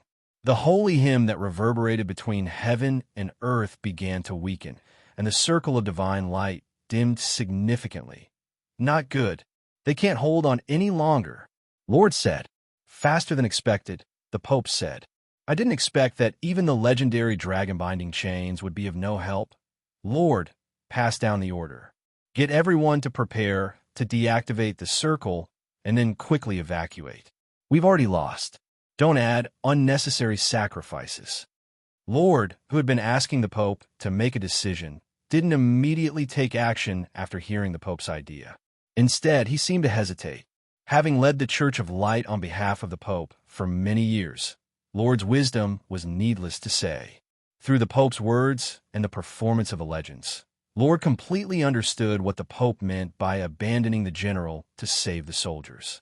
The Pope wanted to sacrifice himself and the legends. They would stay behind to block Jilin so that the rest could escape safely. What are you still standing there for? Go! The Pope frowned when he saw Lord standing still. While they were talking, a few more clergymen fell. Your Majesty, even if all of you legendary champions were to disregard your own safety to stop Jilin, may I ask how confident you are? How long can you hold him off for?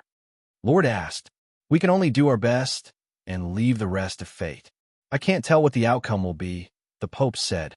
What? Do you have a plan? As Your Majesty said, I'm an adult now. I should learn to think for myself. So, I do have an idea, Lord said. Huh? The Pope was so angry that he laughed.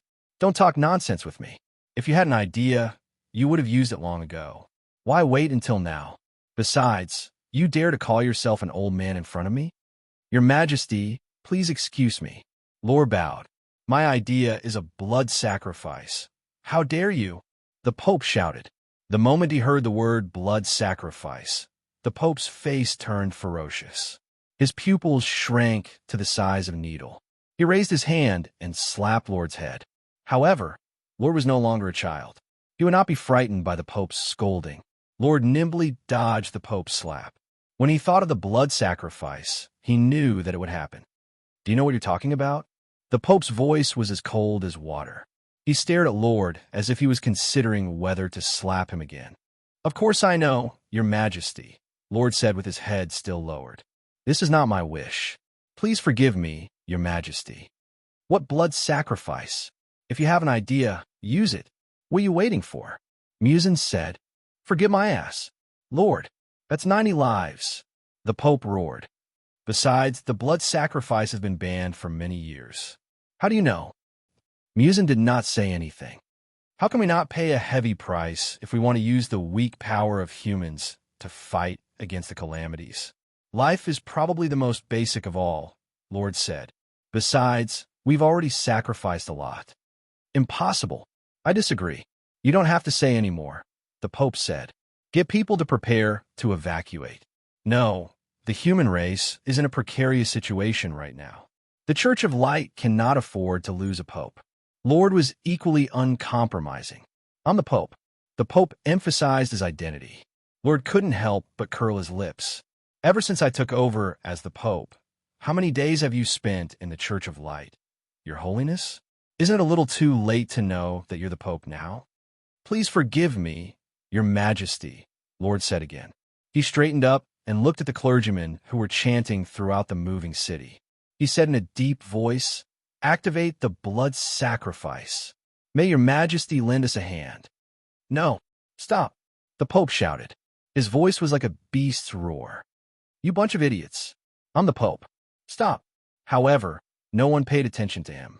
The light that connected every clergyman to the sacred formation started to turn blood red from bottom to top. It was not red energy. It was real blood that seeped out from the clergymen's bodies. The clergymen fell one after another. Until the last moment of their lives, they never doubted their beliefs. There was no pain or regret on their faces. There was only piety, satisfaction, and hope. In the end, the originally pure and wholly radiant sacred array turned a deep blood red. It became evil and bloody. Just one look was enough to make one's heart flutter and vomit. Jilin felt as if something had seeped into his body. Although it wasn't painful, it didn't feel good and was very strange. It was like the curse that his mother had told him about. Chapter 73. What exactly is a blood sacrifice? The rest of the powerhouses present were smart people who could understand what was going on. Seeing the attitude of the Pope and Lord, they immediately understood that this matter was not suitable for people outside of the Church of Light to ask. Naturally, they would not ask for a rebuff and pretended not to hear. Thus, the scene was harmonious. You guys talk, we'll listen to you. We don't understand, but we won't ask because we know it's hard for you to explain the essence, difficulty, and interest of the interactions between humans were nothing more than this. However, humans were diverse. In human terms, there were all kinds of people. Among them, there were also people who did not know how to read the atmosphere and could not understand the meaning behind the words. The emperor of physique, Musin, was undoubtedly one of the best. Seeing that no one was paying attention to him, Musin asked again, "I'm talking to you. What blood sacrifice? What's this? You need to sacrifice 90 lives? Why? Could it be that the Church of Light also practices the Devil Path secret techniques?" Hearing that Musin actually compared the Church of Light to the Devil Path, even the Pope could not help but frown. However, after thinking about it, it was not unreasonable. Such a method of sacrificing human life was indeed one of the most evil methods, even in the Devil Tao. The so-called blood sacrifice is when the caster sacrifices his life to the formation. Through the formation, the human life will be turned into cursed power, polluting and weakening the opponent, the Pope said with a hint of pain in his voice. Furthermore, activating this formation requires at least 90 lives. 90! Everyone looked at the Pope as if they were looking at a new continent.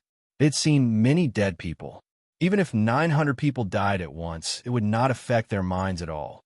However, they really did not expect that the Church of Light, which always flaunted righteousness, would have such a dark and evil side. The Iron Blood King could not help but say, "Really, I didn't expect you swindlers to know such an evil technique. Could it be the spoils of war that you obtained from destroying the Blood Demon Church decades ago?" This blood sacrifice technique is indeed an orthodox technique passed down from generation to generation in the Church of Light. However, it's not used much because it goes against the natural order. It has nothing to do with the Blood Demon Church, Lord explained. The Iron Blood King curled his lips, obviously not believing it. "It's true," the Pope replied. "According to the records of the Holy Book of Light, there was once an archangel who was unwilling to submit to the Holy Son who was born after him. So he gathered his subordinates and rebelled against the heaven realm. After 3 days of fierce fighting, the archangel's rebel army was defeated, and the archangel was expelled from the heaven realm. He fell to the hell realm like lightning, and after a total of 9 nights, he fell to the deepest part of the hell realm. The method of blood sacrifice came from the scripture. This was a power that could make the supreme angel fall from heaven to hell. It was likely that even the Red Disaster would not be able to resist it. But the problem is this secret technique should have been banned a long time ago. How did you know?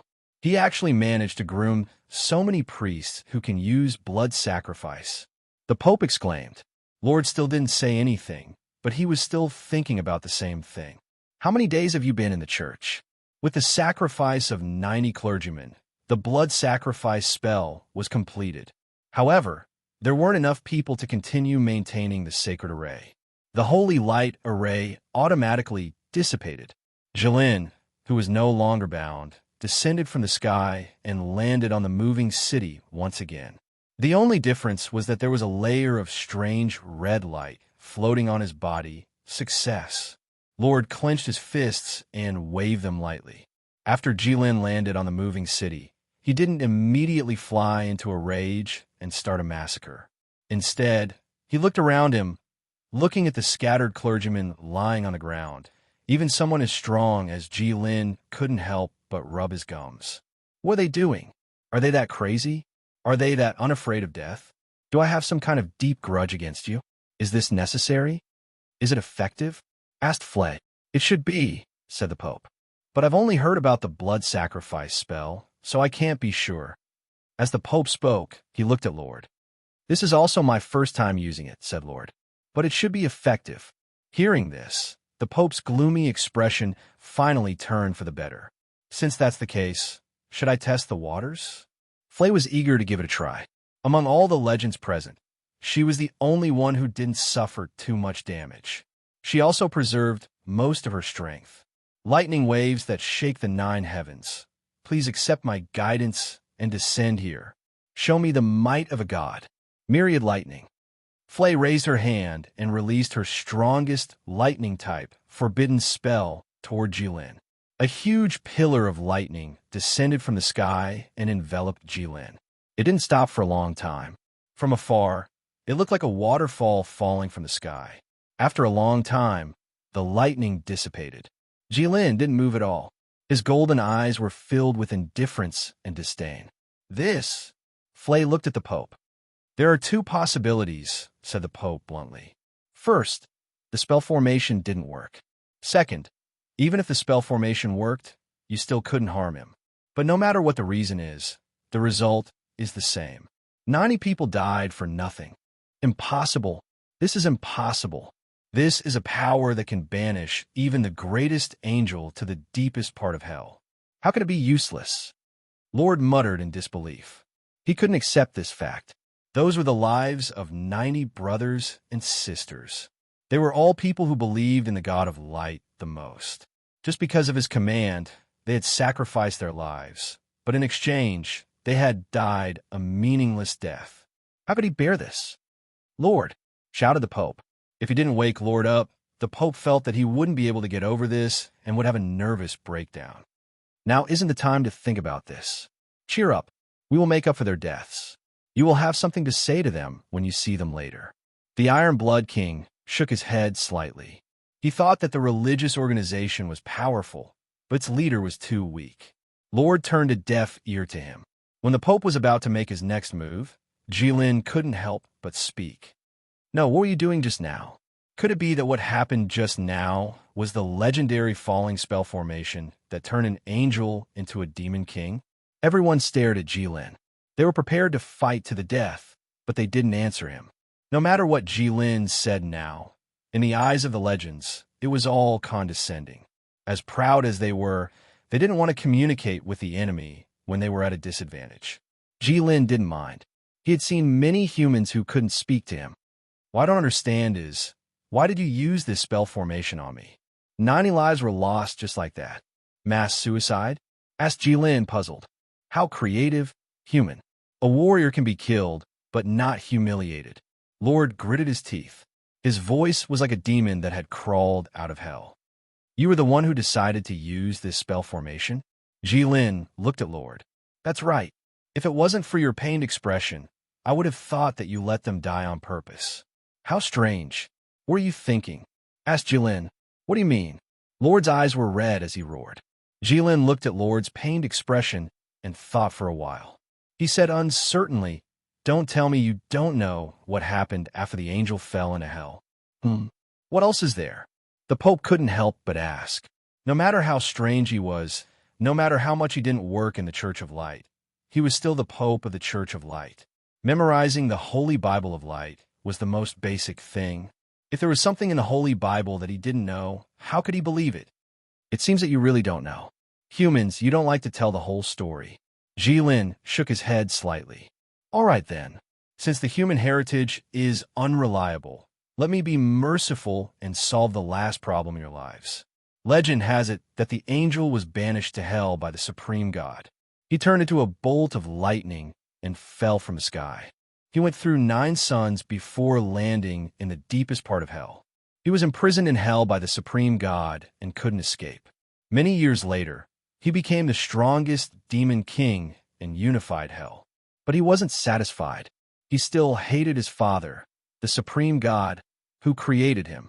He stood on the bloody mountain peak of hell and swore that he would take revenge on the supreme God in this world. He would bring endless disaster to the world. So, in order to fulfill this wish, he found the Black Dragon King, who grew up in hell. He was the strongest dragon in the history of the dragon race. Only he could use brute force to break through the barrier between the human world and hell. He asked the Black Dragon King to tear open the gates of hell. The price he paid was to use all the remaining divinity and authority of the Demon King to bless the entire dragon race, so that the dragon race would not be affected by curses and would rarely be harmed by magic. Then, the Black Dragon King spread his wings and shattered the earth. He flew out of hell and soared into the sky. At the same time, he brought the smoke, fire, and dust of hell to the human world. From there, the human world was filled with death, sickness, and sin. Chapter 74. Jilin's voice was like rolling thunder, exploding in everyone's hearts. He used a majestic voice to tell the unknown past of the Dragon Clan. That was a myth that had never been mentioned in human myths, the Pope thought, although the Church of Light is already the largest religious organization in the world. When it comes to the ability to scare people, it is still inferior to the Red Disaster. Impossible. Lord roared. Even if the Dragon Clan has the support of the Demon King, how can they resist the power that can knock the Demon King down from the Heaven Realm?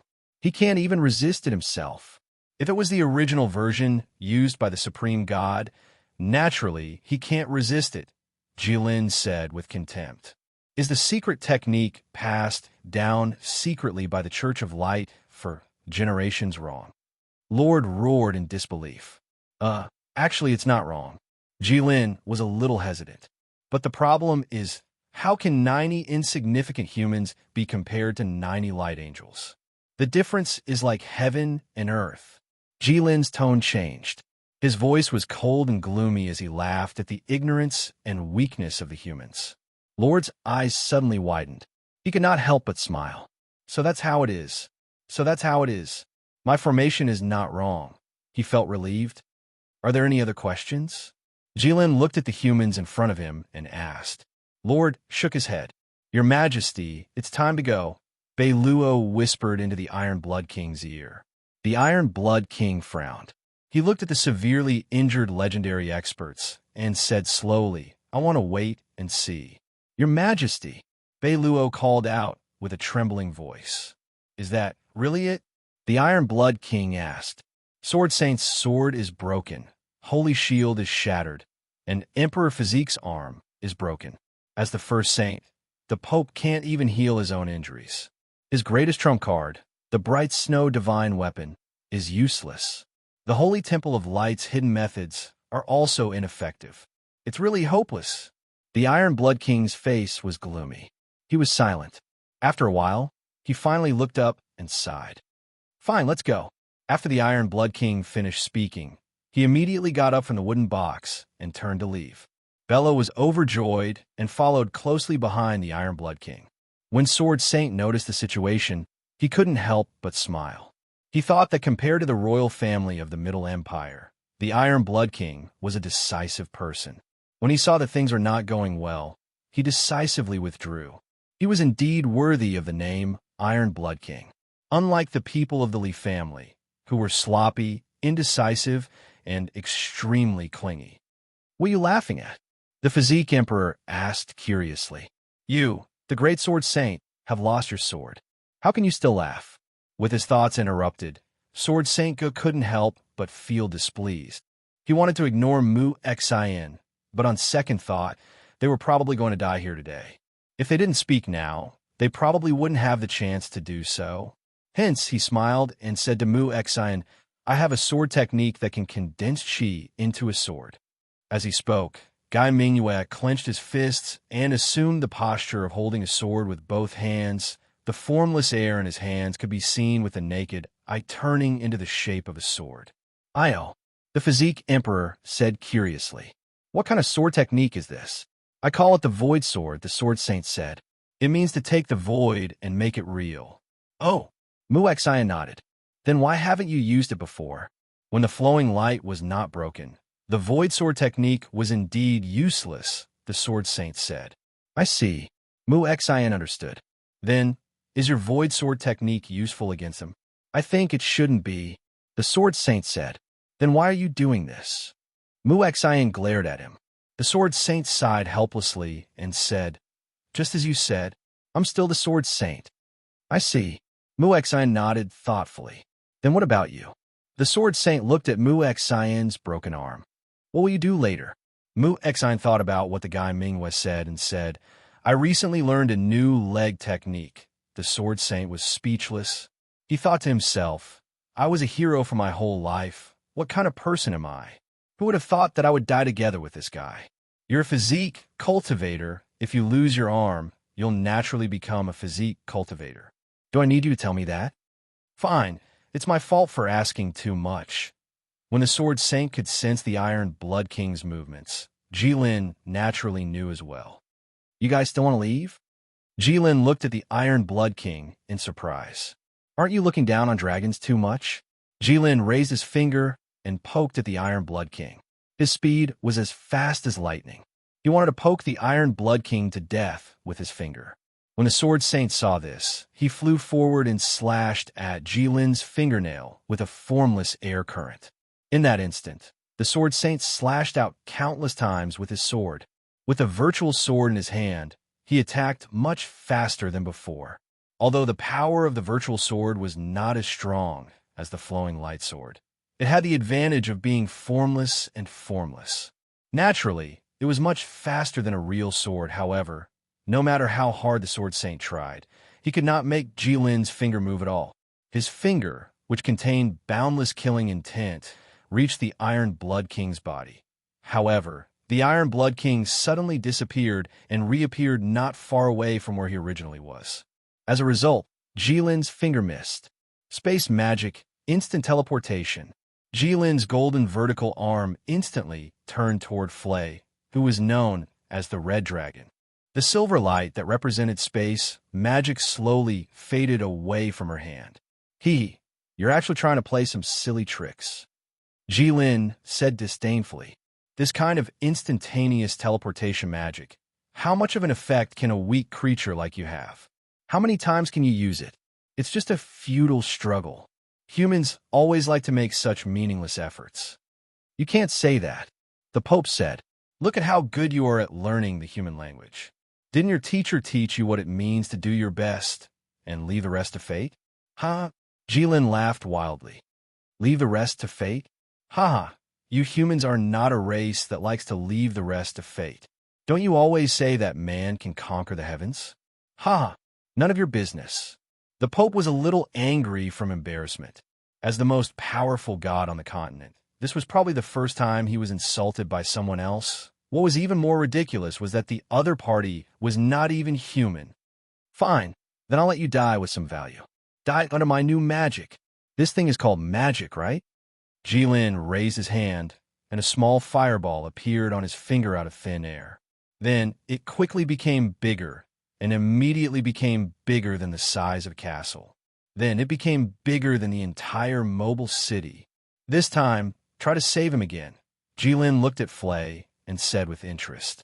As if it was the end of the world, an incomparably huge fireball fell from the sky and engulfed the entire city. Every corner of the city was illuminated in red. In the eyes of the people in the city, it was more like the sun was falling. Damn, is this the fireball magic? Flay cursed. What do you think? The Pope asked with a playful tone. After all, Jilin had learned the fireball magic from her. He wondered what Flay was thinking before she died. I can die without regrets. Flay roared. Holy wall magic. Jiashu stood at the front and raised the remaining half of the shield in his hand. Can you block it? The Pope asked. Jiashu shook his head. My holy shield is broken, so it's probably impossible. Then what are you doing? Musin asked. I'm not willing to accept this. Even if I die, I can't let him die too easily. Even if I'm a piece of meat in his mouth, I'll be a half-cooked piece, Jiashu said with conviction.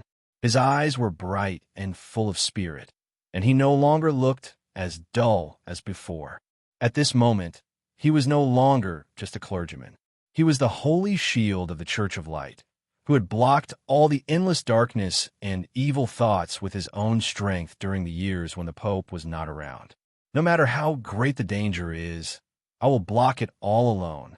The storm is raging in front of the shield, while the wind is gentle and the sun is bright behind. Protect the church, and the light will last forever. All right, I'll give you a hand, the Pope said as he placed his hand on Jiashu's back. Countless rays of light surged into Jiashu's body. One could clearly feel that the holy wall in the sky had become thicker. The huge fireball fell and landed on the holy wall. It only paused for a moment before the sound of glass shattering could be heard. It was unstoppable. The huge fireball continued to fall and was about to burn everything to ashes. The Pope glanced at the legendary champions and the Iron Blood King and smiled helplessly. It seems that the legend of me and all of you has come to an end here. Iron Blood King, it's up to you from now on. The Iron Blood King lowered his head and clasped his hands. "I will not disgrace you." Suddenly, a clear female voice was heard. "Holy wall spell." Another transparent holy wall floated between them and the fireball. The fireball paused for a moment again, and the sound of glass shattering could be heard again. But the difference was that the huge fireball actually disappeared at the same time as the holy wall shattered. Such a huge fireball, as big as the sun, actually disappeared in an instant without any warning. No one could react to what had happened, but they all knew that they had probably escaped with their lives again. A female knight in armor, holding a shield with both hands, stood in front of the legendary masters who were already lying on the ground. She was valiant and heroic, as if a divine soldier had descended from the sky. But the strange thing was that there was a glowing book floating above her head. "The Cannon of Light," Jashu exclaimed. "Why are you here?" Jilin looked at Staya, whose golden hair seemed to be thinner than before. He said with some lingering fear, "Don't you know that it's very dangerous? If this isn't a fire element spell, I wouldn't have been able to stop when you suddenly rushed out like that. Then if I yelled and asked you to stop, would you have listened?" Staya shouted. Jilin thought for a moment and shook his head. A gray shadow appeared on the platform. Bane had finally arrived. He wiped his forehead with his hand, then shook his hand and said in an exaggerated manner, "I finally made it." Chapter 75. Jilin couldn't help but feel scared when he thought about his fireball. This Staya really scared me to death. If he was careless and turned the princess into a charcoal, then why would there be a brave warrior who would risk his life to save her? Where would he find a brave warrior? He had only heard of a brave warrior saving a princess and then gaining both wealth and beauty, but he had never heard of a brave warrior killing a dragon to take revenge for the princess. It seems like the warrior's motive for saving the princess wasn't that simple. Staya was also scared. She didn't think that her holy wall technique with the support of the sacred grimoire would be so weak in front of Jilin. "Iron Blood King, your majesty, please leave first." Staya was still facing Jilin without even turning her head. The Iron Blood King wanted to say something, but was interrupted by Staya. At this time, she really didn't have the mood to listen to the Iron Blood King's words. "Don't worry, I'll be fine. You won't harm my life either. You're the ruler of a country. You have a lot of responsibilities. It's better for you to leave first," Staya said quickly. Her words flowed like water, as if she had been thinking about this for a long time. "Your Majesty, Princess Staya is right," Grand Secretary Bei Luo advised. The Iron Blood King thought for a bit, then nodded and turned to leave. "Your Majesty is wise." The Duke let out a sigh of relief. "The future is long. I'll repay the princess kindness in the future." Bello sneered. "No matter what, she's not any weaker than the princess of the Snow Wind Empire, the apple of the Sacred King's eye. How do you want to repay such kindness?" The Duke was at a loss for words, but he was, after all, a general who had been on the battlefield for many years. The Duke rolled his eyes and chuckled. "That's easy. I've heard that Princess Staya's marriage hasn't been settled yet. It just so happens that I have a few good-for-nothing nephews in my family. Their looks and character are passable, so I'll let the princess pick them." The Iron Blood King was silent for a long time. "All right." Bello couldn't help but facepalm when he heard this. He thought that the Duke was really smart. Or should I take advantage of her? He couldn't help but tease. I wonder if the Duke's nephew would be willing? Naturally, this kind of thing has to be consensual. Naturally, everyone would be happy to marry a princess, so what Bello meant was whether Steve was willing or not. However, the Duke was so proud of his genius idea that he didn't hear Bello's words. His eyes widened and he waved his hand. He said heroically, "Don't worry about it. If there's any little bastard who doesn't know what's good for him, His Majesty won't have to do anything. I'll break his legs myself." Bello was so angry that his eyelids were twitching. How could this Duke's IQ be so high? Could he really protect his Snow Wind Empire by cooperating with this kind of person? Why don't I get rid of him and change to someone else? Bello thought and said, "Is that so? When the time comes, which leg of your son will the Duke break?" The Duke glanced at Bello from the corner of his eyes and smiled, revealing his big teeth. 3. Bello was completely speechless. It was rare to see a ruthless person who wanted to break the 3 legs of his own son. What was there for him to be dissatisfied with? All right, the Iron Blood King said. Staya was speechless. She regretted listening to Bane and coming to save these people. She wanted to turn around and glare at the Iron Blood King, but she didn't dare to. She knew that her strength was insignificant in front of Jilin. Saying that she was a mantis trying to stop a chariot was an exaggeration. So she could only put her hope on her aura and eyes, hoping that she could scare Jilin. This idea was undoubtedly a fool's dream. No matter how hard an ant tried, no matter how fierce it was, it couldn't scare a tiger. However, humans like to be like this. When they were at a loss, they liked to do things that were unrestrained, whimsical, and crazy. If they failed, it was natural. If they succeeded, humans would call it a miracle. What are you doing? Jilin was confused. He playfully flicked Staya's shield of oath with his finger. The megalosaurus finger was as thick as a 100-year-old tree. Although it didn't have any strength, Staya still felt a huge force coming from it. She couldn't help but slide back a few meters. A pair of warm hands held her from behind and stopped her from sliding back. Are you okay? A caring voice came. Pope, I'm fine, Staya said. Speaking of which, this is the first time we've met since you became the saintess of our sect. The Pope smiled. But unfortunately, now is not the time to talk. Yes, Staya answered.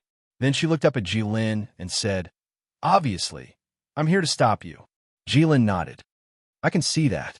But are you sure you don't want to think about it? I won't go easy on you next time. You know, there's more than one princess among humans. How many times have I told you? Those are fairy tales.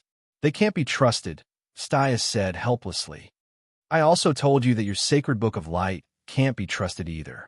Why didn't you listen to me and throw it away? Jilin said angrily. All the stories he knew were told to him by his father. How could they not be trusted? It's much more trustworthy than the legends of you humans. Look at that human with a white beard. Look at how badly he was tricked by your legends. He still hasn't recovered yet. Staya saw Jilin looking at Lord with a strange gaze. She didn't know what he was thinking, but she decided to skip this topic. It was not the time to discuss whether the legends of the humans were trustworthy or not. Jilin, stop killing the innocent. It's enough. Staya shouted. Innocent? Who is it? Jilin asked. Stee turned his head and glanced at the legendary powerhouses. He thought, did I not make myself clear enough? Now that I'm back, the human army has retreated. They won't invade the dwarf kingdom anymore. There's no point in killing anymore, Staya said. Huh? Jilin was confused. What kind of logic is that? Your human army came from thousands of miles away and burned other people's homes. You broke their peace and killed until corpses were everywhere. Then you lost, stopped fighting, and wanted to leave. So you're telling me that killing is meaningless? That doesn't seem to be the case. Although Jilin's words were reasonable, Staya still felt weird. Also, don't think that I can't tell that these people are here for me. Since they've overestimated themselves and attacked the noble dragon race, none of them can leave. Jilin said. At this moment, Staya understood. So that's why. She felt that Jilin wouldn't be so serious about the war between the dwarves and the humans. After spending so much time together, Staya more or less understood Jilin's thoughts.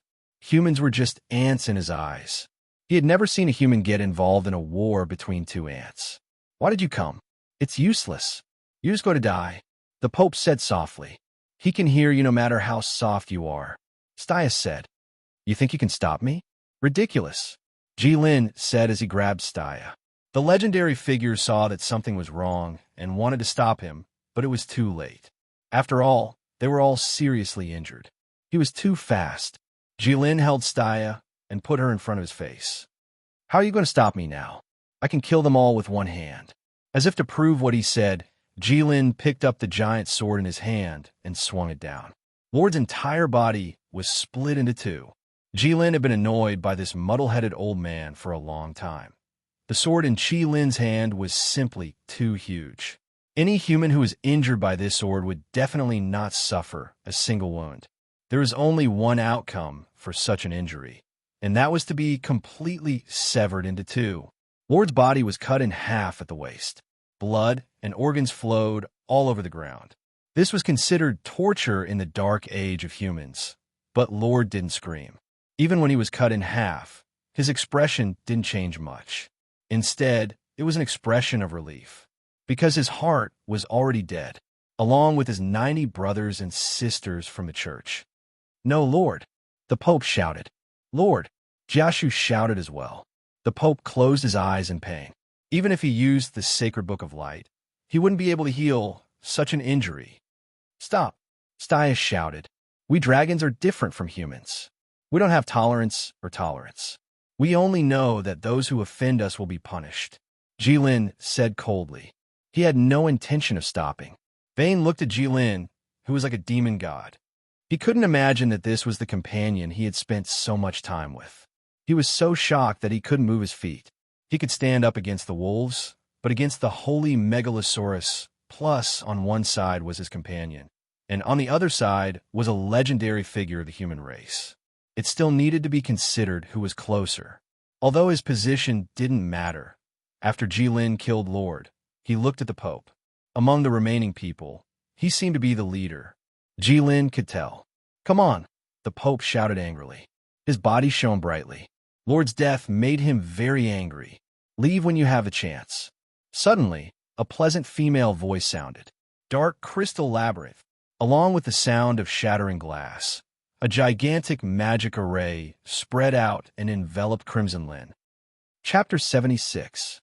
A gigantic purplish-black circular magic array instantly spread out on the ground. There were profound and complex patterns on the magic array that were never seen before, enough to make anyone feel dizzy just by looking at them. These patterns proved how powerful this magic array was. Jilin only made a sound of confusion before he was engulfed by the endless darkness that surged out from the magic array. It was the deepest darkness. The Pope and the others only looked at it for a short while and felt as if their souls were being sucked in. They did not dare to imagine if they would be able to escape if they were trapped in it. The Pope looked at the darkness in front of him and could not help but frown. He did not expect Aisha to have such a thing. Although he and Aisha had made this thing together, they had only managed to make one after much effort. Hence, he and Aisha had not seen its effects with their own eyes. Now it seemed that he had underestimated the effort he had put in when he thought that this thing would only be able to trap him for 2 hours. Thinking of this, the Pope could not help but look at the dead Lord. He thought to himself, if you could see this scene, you would probably say that it was fortunate that we defeated the witches and then advise me to stay away from Aisha. Why are you still here? Are you waiting for death? Aisha appeared beside the Pope without warning and said coldly, "Aisha," Musin exclaimed. Aisha was worthy of being a witch who had roamed the continent for more than 100 years. She had seen all kinds of storms. Even in such a critical situation, she didn't forget to maintain her poise. She showed a polite smile to everyone as a greeting.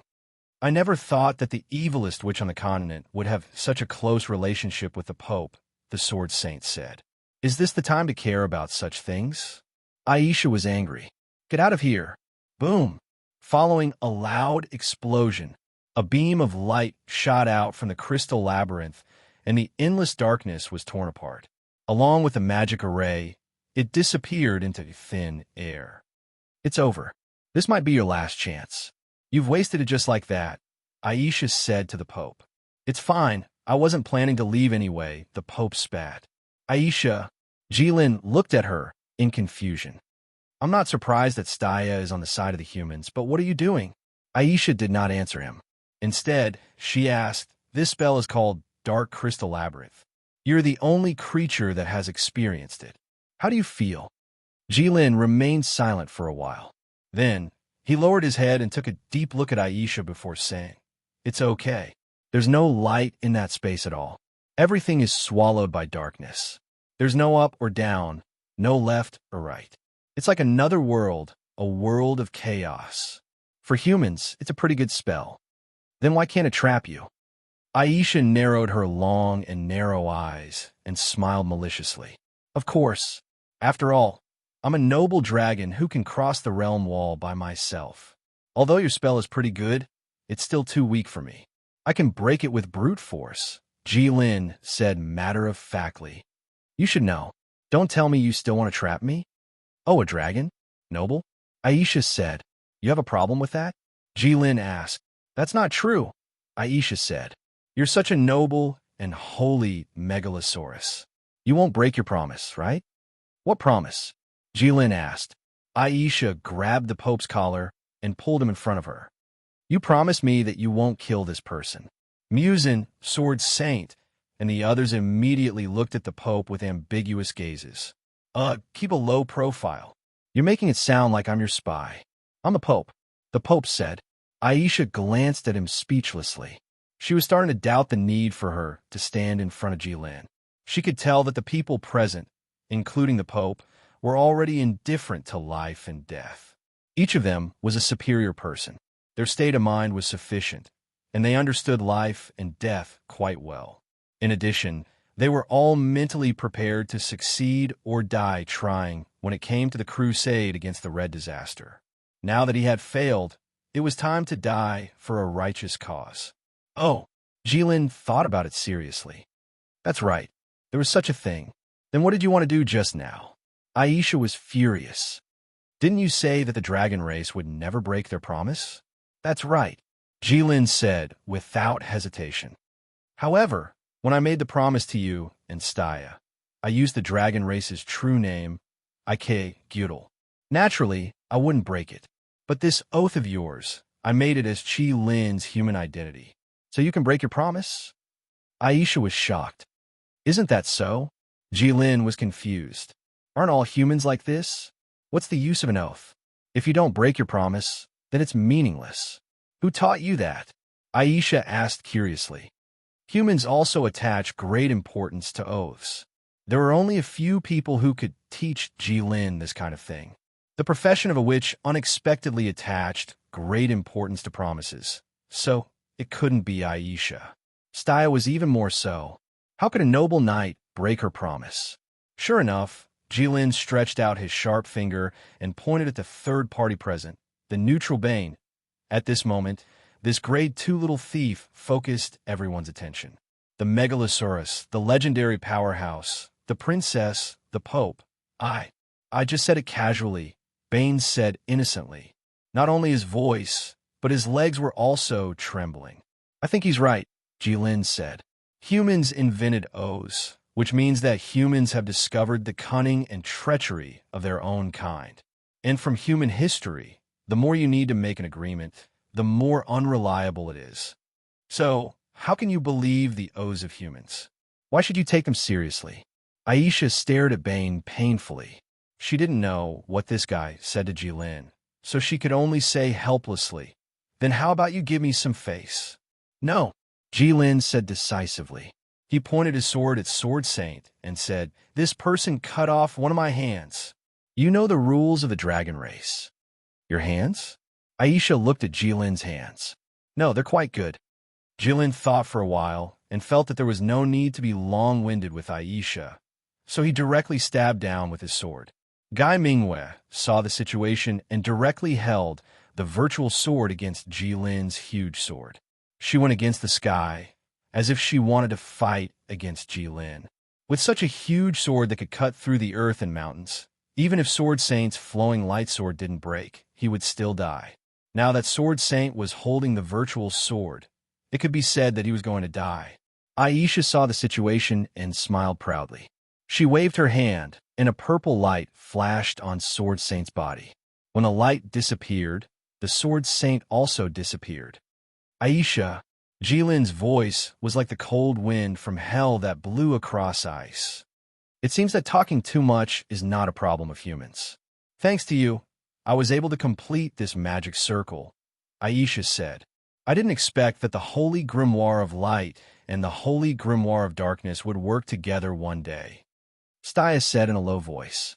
As soon as she said that, 2 books and a huge magic circle appeared above their heads. The two holy grimoires were both open.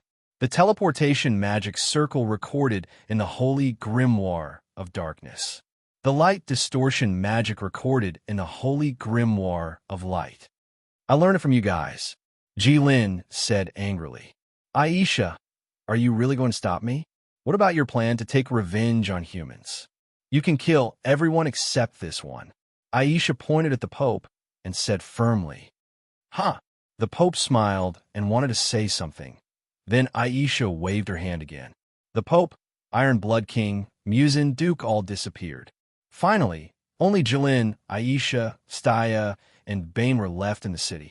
Jilin looked at Aisha and Staya and was silent. The atmosphere between the three of them was very cold. It was even colder than the temperature of the snow in the Snow Wind Empire. We're done here, right? Can we go now? The wind is quite strong, and the weather is quite cold. Bane said softly, Yes, let's go. Golden eyes and red hair. Jilin, who had turned back into his human form, stood in front of Aisha and said coldly, Winter Snow Chapter finished. Chapter 77. Light Calendar, February 14th, 201. The Snow Wind Empire officially broke off relations with the Dwarf Kingdom, and their army pressed in. The Dwarf Kingdom would rather die than submit, and used the power of the entire kingdom to fight back, and started a war in the Snowfire Plains. The war was extremely tragic, and blood flowed like a river. Then, the Red Disaster suddenly descended and attacked the human camp. The human legends all came out, and the Church of Light and the Snow Wind Empire helped to fight the Red Disaster together. Unfortunately, they lost. The Snow Wind Empire suffered heavy casualties, and the Church of Light's Pope, Lore, died. The Legend Powerhouse and the Iron Blood King were lucky to escape, but their vitality was greatly damaged. Then, the entire Dwarf Kingdom joined the Red Disaster camp. The Red Disaster and the Dwarf Kingdom disappeared. Light Calendar, west of the Saimai Empire. Mount Gerda, Red Dragon Palace. Can we really stay here? The Dwarf King asked with a trembling voice. The Dwarf King couldn't be blamed for being so excited. A mature underground volcano like the Red Dragon Palace was too suitable for the dwarf race to live. And compared to before, it was far away from the complicated and dangerous human society. The Dwarf King thought that as long as he could live on this land and build a good relationship with Jilin, the dwarf race would be able to continue for generations. This was every Dwarf King's greatest wish, apart from forging a divine artifact. Jilin was lying comfortably on a huge mountain of treasures, gold coins, gems, swords, everything. This mountain of treasures was actually able to support Jilin's gigantic body. One could only imagine how enormous of a treasure this was. Jilin didn't want to move at all. He only felt a sense of satisfaction from the depths of his soul. This was the instinct of the dragon race. Hearing the Dwarf King's question, Jilin said without even opening his eyes, I said that this place is suitable for you. What do you think about moving the Dwarf Kingdom here? I think it's very good, the Dwarf King said, but please don't forget our previous agreement. Although the strength of the dwarves is not worth mentioning compared to you, we still have a backbone. I know, you have also forged a suitable weapon for me, so I won't harm you. Here, the dwarves were absolutely free. As long as they felt that it was inappropriate, they could leave at any time. I swear in the name of Ikagudel, Jilin said indifferently without lifting his eyelids. When he heard the name Ikagudel, the Dwarf King froze for a moment. He didn't understand what it meant until he saw Aisha nodding gently. He knew that this matter was safe. Thank you. The Dwarf King didn't say anything else. No need. This is a collaboration, Jilin said. Also, you can excavate and build whatever you want under this volcano. I won't interfere. Battel, is there a problem? No, my lord. Upon hearing Jilin's question, Battel, who had been standing quietly to the side, answered without any hesitation. All right then. Have your subordinates help the dwarves build a large underground city. Listen to the dwarves' arrangements. Look at the castle you said you would build for me. What the hell is this? You're bullying me for not seeing the world. Jilin said. Yes, my lord. Battel responded. Battel felt that his lord had changed a lot after going out once. Obviously, he didn't talk much before. Moreover, it was already very rare for a group of natural elementals with little spiritual intelligence to build the Red Dragon Palace to this point. From this moment on, the originally very quiet Red Dragon Palace began to ring with the sound of chiseling stones and the sound of machines running for a long time. Jilin listened to these sounds with his eyes closed, and the corners of his mouth couldn't help but evoke a smile. It is said that the greatest advantage of humans over other life forms is that they are good at making and using tools. So, when monsters in the eyes of humans pick up better weapons than humans and face them, what advantage will humans have? At that time, what will be the difference between humans and monsters? Humans, can you show me the answer? Interesting, Snow Wind Empire, Snow Moon City. This disappears. The other side grows. The Iron Blood King sighed as he sat on his throne. In front of him stood all the ministers with real power in the Snow Wind Empire. Your Majesty is right. According to the news from the Simai Empire, the Gerda volcano to the west of the Simai Empire has an endless amount of elemental demons. They've always followed the Red Calamity's lead and are a great threat to us humans. Now that the Dwarf Kingdom has joined the Red Calamity's forces, it's not enough to describe how powerful they are. From now on, we'll probably have to face a bunch of monsters with excellent equipment. Now that things have reached this point, we must plan for the long term. A minister said, Yes, that's right. The Snow Wind Empire had stood in the north for many years and had never suffered such a crushing defeat. These ministers were clearly panicking. Your Majesty, Chief Secretary Bellows said. As the Chief Secretary for many years, Bellows' prestige in the Snow Wind Empire's court had already reached a level where it was like the sun in the sky. When the Chief Secretary spoke, the entire hall instantly quieted down. A monster with excellent equipment?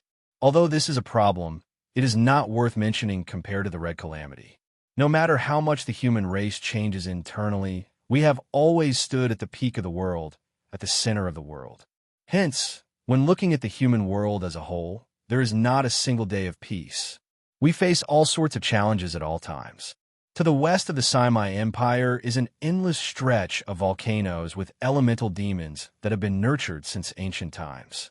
Even with the help of the Church of Light, the Simai Empire can only protect itself. To the east of the Divine Dragon Empire is the sea race of the Boundless Sea. They live at the bottom of the sea and occupy the geographical advantage. Humans can only passively take a beating, unable to take the initiative to attack. Only the Divine Dragon Empire, which has the help of the dragon race, can contend with the sea race. To the south of the Nanshin Empire are the vast beastmen and countless wild beasts. They attack humans all year round. Only the Nanshin Empire's warlike races, who can use secret techniques to obtain the power of ferocious beasts and strengthen their weapons, can fight the beastmen to a standstill. I won't talk about the situation to the north of the Snow Wind Empire. I believe everyone knows about it. The Middle Empire is the most mysterious place. However, the dangers it hides make anyone who smells it tremble in fear. Therefore, humans living in this world had always been plagued with misfortune. We don't fear it because we're used to it. However, the Red Disaster is different. Its strength surpasses what humans can endure. Thus, our focus is still on the Red Disaster. As for the others, we can put them aside for now. That's right, the Iron Blood King said. But how are we going to defeat the Red Disaster? The Duke asked. Even legendary experts can't do anything. You should know how much effort we put in and how much we lost. It was all for nothing. No, it wasn't for nothing. At the very least, we know that the mobile cities aren't enough to defeat the Red Disaster. However, the Bright Snow Divine Weapon can indeed injure him. Chief Abe Luo said. You call that injuring him? Don't use the methods of politicians to whitewash it, the Duke said angrily. That's insignificant, but it's better than nothing. Chief Abe Luo said calmly. We managed to decipher a lot of the information about the era of gods from the stone steel dugout from Morag. Oh, could it be that there's a way to slay a dragon in the new information? The Duke asked expectantly. Of course not. The newly deciphered information says that humans have indeed relied on the Bright Snow Divine Weapon to defeat the gods. However, The number of weapons used is 10,000. Bei Luo said, if we want to use a single bright snow divine weapon to defeat the red disaster, we're wrong from the start. What? The Duke was shocked. We've only created a single bright snow divine weapon, yet we've used up countless resources of the Empire, and this was with the help of the Church of Light. Now, we actually need 10,000. This is using the power of humans to slay gods. The price to succeed is naturally extraordinary. Being able to see a glimmer of hope is already good enough. Bei Luo said. So, there are a few points. First, notify the Saimai Empire to change the mobile city's plans. The enemy is far stronger than we imagined. Second, begin mass production of bright snow divine weapons. With a successful start, the cost will greatly decrease. At the same time, adjust the policies and resources to lean towards this side. Third, continue to explore Morag and try to find a location of the battlefield during the era of gods. I don't believe that with so many divine weapons back then, there aren't even a few hundred left. Fourth, notify the other empires that the fate of humans is unprecedentedly grim. What do you think, Your Majesty? The Iron Blood King frowned and remained silent for a long time before finally saying a word. Good. Saimai Empire, Shengming City. The Shengming King stood between the mobile city's construction site and the Shengming City's restoration site, holding a golden piece of paper in his hand. It was a special communication letter between human emperors. Have we failed? Staya, Shengming King, Your Majesty. The Pope appeared beside him. I'm ashamed to have let you down. You've already said that. Other than feeling a little down, the Shengming King did not react too emotionally. If I told you that I'm not surprised by this failure, would you believe me? Yes, the Pope said after some thought. Those who haven't seen the power of the red disaster with their own eyes can't imagine it. The Shengming King smiled bitterly and helplessly as he handed the golden letter to the Pope. This is the mobile city's renovation plan from the Snow Wind Empire. Take a look. The Pope took the letter and could not help but open his mouth after a few glances. I'm afraid that this plan will require the full strength of the human race to succeed. Why, you think it's exaggerated too? The Shengming King said. The Pope thought for a while and said, combined with the enemy's strength, I think it's a little reliable. Thanks to your failure this time, the other three fellows also think so, the Shengming King said. You've been away for many years. The church must have been out of control. How are things now? Everything is under control, the Pope said. As expected of you. The Shengming King seemed to have expected this. However, forcefully seizing the power of the church, this is probably not your original intention. I had no choice. Chapter 78. Huh, the Shengming King chuckled. Is this what the people of Jianghu always say? You have no choice in Jianghu? Stop joking. No matter what, I'm the Pope of the Church of Light. How can I be like a gangster in Jianghu?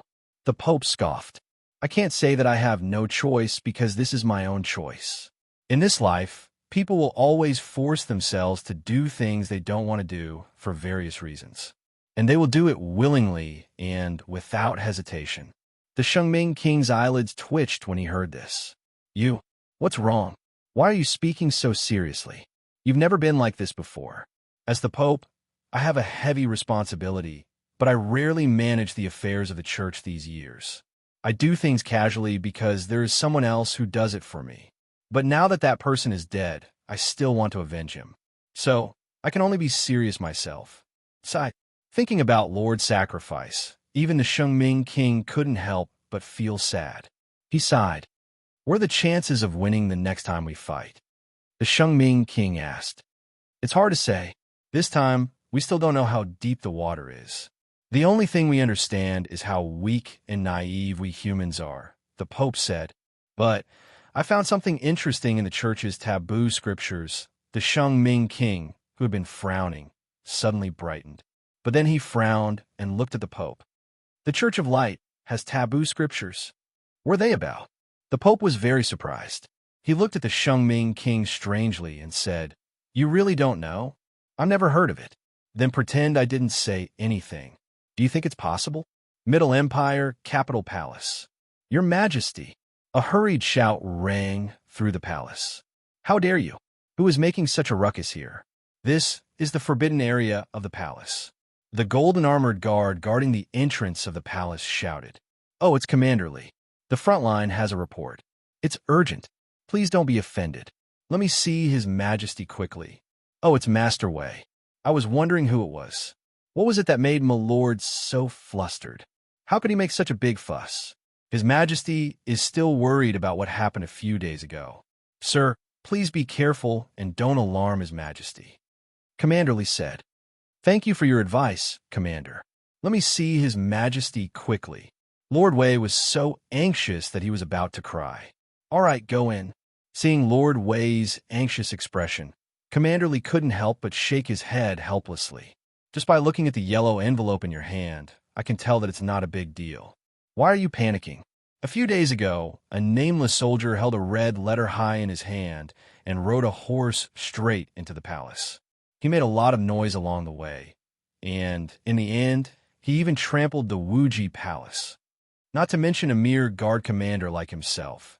Even if it was those old ancestors in the palace, who would dare to stop him? Who dare to make a sound? Commander Lee secretly despised Lord Wei for making a mountain out of a molehill. This humble subject pays his respects to His Majesty. Ah, Prime Minister is also here. This humble subject pays his respects to the Prime Minister. Lord Wei knelt on the ground and said, in the Wuji Palace, there was a person wearing a golden dragon robe. He was naturally the Emperor of the Middle Empire, the Golden King. Below him sat another person. It was the Middle Empire's Prime Minister, Zhuge Zhang. It was obvious that the Emperor was talking to the Prime Minister about something. Oh, it's Minister Wei. Why are you so flustered? The Golden King asked. Reporting to His Majesty, something bad has happened. The 16th Prince has rebelled. He is now leading an army to attack. Lord Wei said with a trembling voice. The palace was dead silent. Lord Wei felt that his back was drenched in cold sweat. He nervously swallowed a mouthful of saliva. No one dared to guess the Emperor's current mood. After all, he was betrayed by his own son. How heartbroken and angry must he be? It was not surprising that the furious Emperor would do something crazy, for example, implicating the innocent. And no matter how you looked at it, you seemed to be the most suitable candidate. The Emperor was stunned. He turned his head to look at Prime Minister Zhuge. 16th, what was his name again? Lu. Your Majesty, Li Lu is the 8th Prince. He is standing outside the door. The Prime Minister said, It must be Li Su. Your Majesty, Li Su is the 11th Prince. The Prime Minister said helplessly. The 16th Prince's name is Li Wenwan. Wenwan. This name was given by me? Why don't I have any recollection of it? And why are the other princes' names only one word?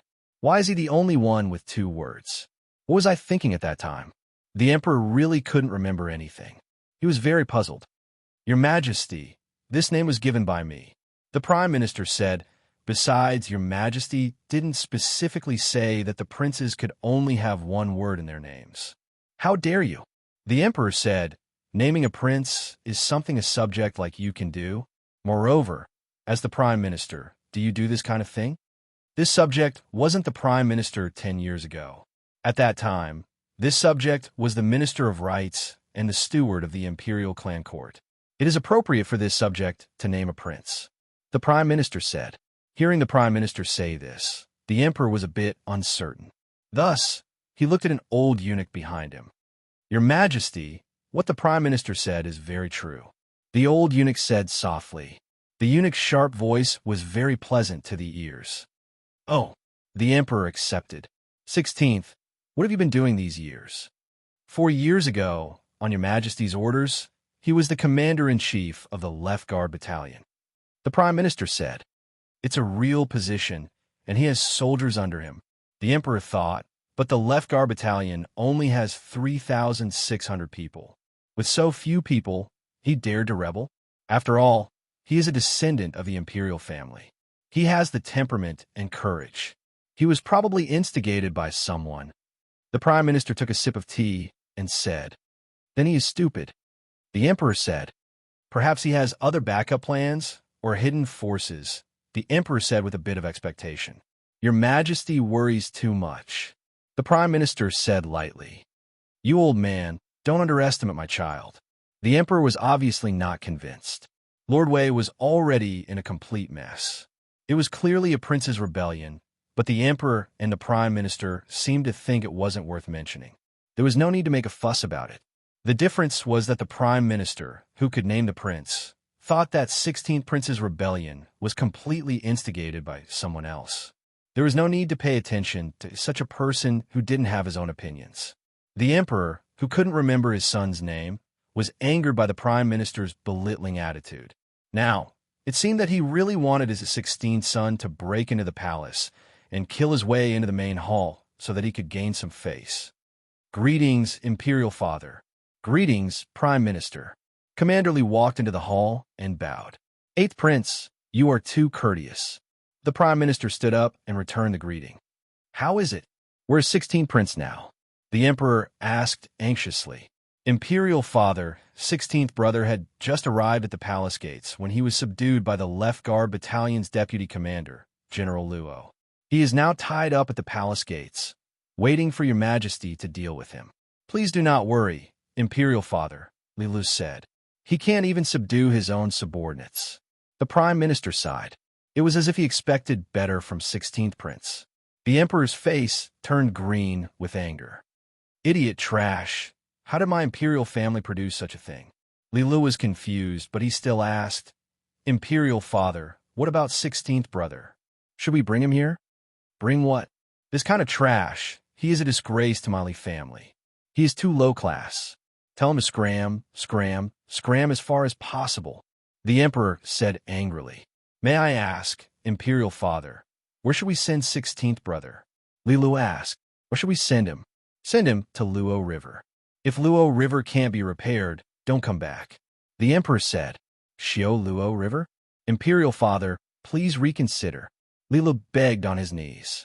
"Scram. Yes. Huh." The Prime Minister couldn't help but chuckle in his heart. Xiao Luo River. The Luo River almost traversed the Middle Empire. It had a long basin and countless tributaries. In the Middle Empire's water conservancy, it had always been one of the most important parts. It fed countless citizens of the Middle Empire and was called the Mother River by the people. Unfortunately, everything had its pros and cons. The Luo River's floods had never stopped since ancient times, and many people had died from them as well. If the Luo River could be managed, the Middle Empire would have countless fertile fields. It wouldn't be a problem to double the grain production. This matter, he always thought about it when he was dreaming. It seemed that he wouldn't be able to see 16th Prince again in this life. Then, this humble subject will take his leave. Lord Wei felt that there was no need for him to stay here. He had only knelt here for a while, and the rebellion had already been quelled. "Lord Wei, you did well this time. I'll leave the Left Guard camp, and Luo Yu's rewards to you," the Emperor said. "This humble subject accepts the decree. This humble subject will take his leave." Lord Wei left the hall. When he passed by Li Lu, he couldn't help but shake his head. He thought that the Emperor was too much. He could remember a vice commander's name, but couldn't remember his own son's. "Prime Minister, you must be joking." The Emperor calmed himself down and smiled. "Your Majesty, you must be joking. This humble subject is already used to it. This could be considered a tradition unique to our country's royal family." Although 16th Prince's methods weren't as good, the general direction was right. Prime Minister said, What do you mean?" The Emperor felt that Prime Minister was implying something. Haha, nothing." Prime Minister smiled. "Let's continue talking about the previous matter. What's there to talk about?" Who would have thought that Guy Mingyue would break the sword of flowing light when he went out, and he went into seclusion as soon as he came back? Really, doesn't he know that the sword of flowing light is the core of the great Qian Kuan array? This concerns the country. How could he so easily? The Emperor didn't know what to say. "Your Majesty, don't worry. This humble subject has a plan," Zhu Zhang said. Chapter 79. Red Dragon Palace. The clanking sounds reverberated in this huge underground cavern, as if they would never stop. It was deafening and irritating. Luckily, there were only 2.5 humans in the entire Mount Gerda. The dwarfs ignored the sound due to their long years of forging and their natural talents. If the environment was quieter, some of the older dwarfs would not be able to sleep. According to Chi Lin's words, this was probably similar to a profession called student in the human category. Once they heard someone standing on the platform talking, they would feel sleepy. Then, once no one spoke, they would really be unable to fall asleep. This was the powerful power of habit. As for the elemental creatures, they could easily adjust their hearing system, as they used the natural elements to obtain information from the outside world. A hysterical scream drowned out the roaring sounds of the machines, although it was only for a short moment. "What are you shouting for?" Aisha rolled her eyes at Bane, who was covering his ears and screaming. Her tone was full of disdain. I can't. I'm going deaf," Bane shouted exaggeratedly. "Don't worry. We've been here for so many days. If you're not deaf, then you're not deaf," Staya said confidently. "Even if I'm not deaf, I think I'll have to speak loudly when I go out," Bane said. "What do you want?"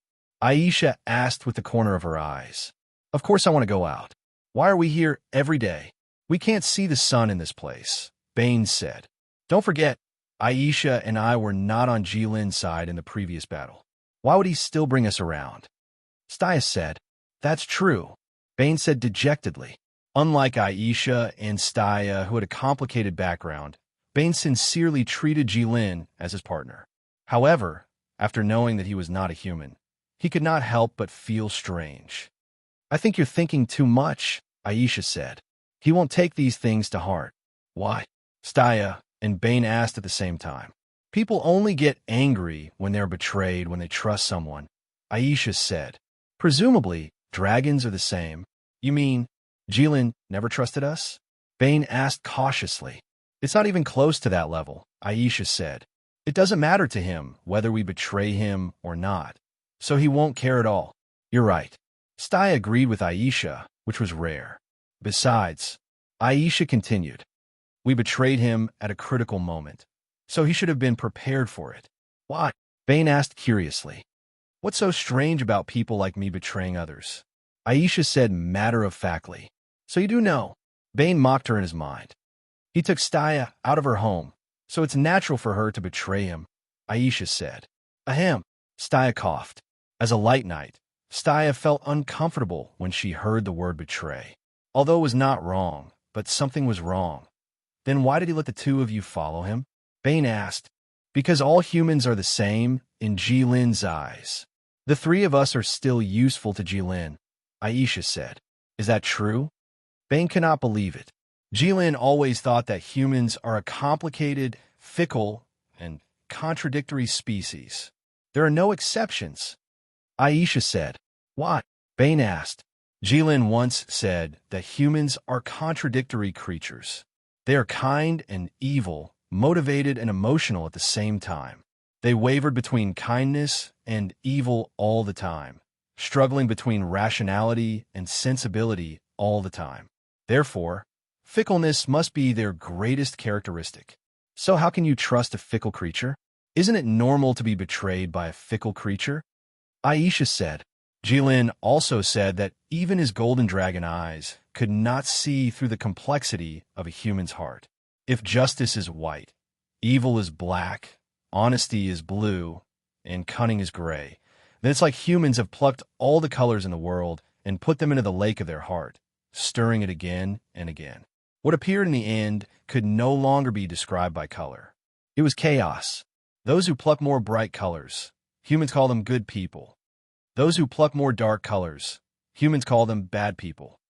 But what's even more annoying is that bad people can become good people, and good people can become bad people. And the process of turning good people into bad people is unbelievably easy. Is it because dark colors can easily cover up light colors? Humans are really complicated creatures. Aisha imitated Jilin's tone, especially the last sentence. It was perfect. It couldn't be helped. Jilin had said that sentence too many times. Staya and Bane's lips parted slightly. They were so shocked that they couldn't close their mouths. That's what a dragon should think. That's what he should say. Aisha knew what they were thinking when she saw their expressions. After all, she had thought the same thing in the past. Then why are we leaving? Bane was awakened by the clanking sounds. He finally remembered his initial question. This is Jilin's house. Why is he leaving? He doesn't mind the noise. Aisha said. Isn't he bored? Bane asked. Dragons can't be judged by human standards. You can't understand him. There's a saying in the Middle Empire. If you're not a fish, how can you understand the happiness of a fish? Stias said. Bane fell into deep thought. Don't listen to her bullsh, *T. Aisha said. According to human legends, the dragon clan is very lazy. I know that. Bane's eyes suddenly lit up. Dragons have 3 hobbies: treasure, sleep. Bane suddenly stopped talking and secretly glanced at Staya. Go on, why did you stop? Aren't there 3 hobbies? There's still one left, Aisha said. The other one is stealing the princess. Bane lowered his head and said embarrassedly. Ha ha. Aisha laughed unrestrainedly. Staya's expression was as uncomfortable as if she had just eaten a mouthful of half-cooked rice. So, now that he has a treasure mountain, and the princess has it too, the biggest possibility is that he's sleeping. Aisha said. Then, how long will he sleep for? Bane asked. According to the legends, you might not be able to see him, Aisha said. Do I have to stay here for the rest of my life? Bane's eyes widened. No, I'm going to wake him up. Bane stood up and was about to leave. I advise you not to go, Stias said. Bane said. First of all, dragons usually sleep very soundly. You might not be able to wake him up with your power, Stias said. Bane fell silent, because he just remembered that Aisha had used the terrifying elemental fusion to wake Jilin up. That's true. In the human stories, there are even idiotic stories where the hero chopped off the dragon's head while it was sleeping. You can see how soundly the dragons sleep, Aisha said. Secondly, normally, other than the hero who killed the dragon, anyone who woke the dragon up would not have a good ending. Stias said. Bane gulped and walked back to sit down. Then, what about those who are not normal? Bane asked. Staya pointed at Aisha. She's the only one who woke up the Megalosaurus and is not a hero, and is not dead, Staya said. I hope you're the next one. Bane thought for a moment and stood up to leave. Staya and Aisha watched him go back to his room. Why don't you want Jilin to leave? Aisha asked. If he goes out, it's too dangerous for humans. It's like a lion in a forest where there are only rabbits, Staya said. Humans don't have the ability to protect themselves. They can only wait to be slaughtered. You guys always claim to be righteous and look high and mighty, but you're just a bunch of frightened birds. Aisha said. Maybe Jilin never thought of harming humans. It's not about whether he wants to or not. It's about whether he can. We are responsible for the lives of countless people. We can't afford to be lucky or take any risks, Stias said. As for the frightened birds you mentioned, when humans stand high, they're naturally afraid of falling because it's very painful and they might fall to their deaths. They might even hit the people below, so they have to be careful and try to stand firm. Hypocrite, you're just afraid of dying, but you're still saying it so righteously. Aisha said. Whatever you say, Staya did not argue with Aisha for once. After hearing what I just said, are you still planning to influence Jilin's view of humans? Aisha asked. I'm not someone who gives up easily, Staya said. But you just said, you're not a fish. How can you know the happiness of a fish? Aisha said. I also said, he can't be judged by humans. Humans can't understand him, but he can definitely understand humans if he's willing and in the right way, Staya said. That doesn't sound fair to Jilin, Aisha said. How can there be fairness in this world? Staya said. Is that something a Knight of Light like you should say? Aisha widened her eyes. I'm also a member of the royal family, Staya said calmly. That's true, Aisha said. Then how did you become the saintess of the church? First, I'm very outstanding. Second, the Pope isn't in the sacred city most of the time. Third, I was very naive, so naive that I thought I could change the world. Staya said. No, that's not naive. That's the arrogant nature of humans. Every human should have thought that before. Jilin, who was in human form, suddenly appeared and said. Staya and Aisha suddenly stood up. When did you come? Aisha asked. Oh, I didn't come. This is an illusion I made with the fire element. In the Red Dragon Palace, I can gather the fire element and create it anywhere.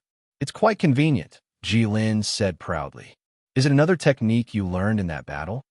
Staya said. Something like that, Jilin said. He waved his hand, and a red map appeared in the air. Jilin pointed at a certain spot on the map. Where's this place? Aisha and Staya looked at each other. Aisha said, Middle Empire, capital city. Chapter 80. How do you know the map of the Middle Empire? Staya asked after thinking for a while. Jilin did not speak, as if there was something that was hard for him to say. Aisha and Staya were shocked by Jilin's attitude. What was going on? How could he make a megalosaurus hesitate? Why do I feel like it's dangerous? Aisha said with her arms crossed. If you don't want to answer this question, I won't force you, Staya said. Then let me change the question. Why are you asking this? Do you still need to ask? Jilin said impatiently. Based on human behavior, when a person holds a map and points to a certain location on it and asks you where this is, they will naturally want to go to this place. That's true, Aisha interrupted.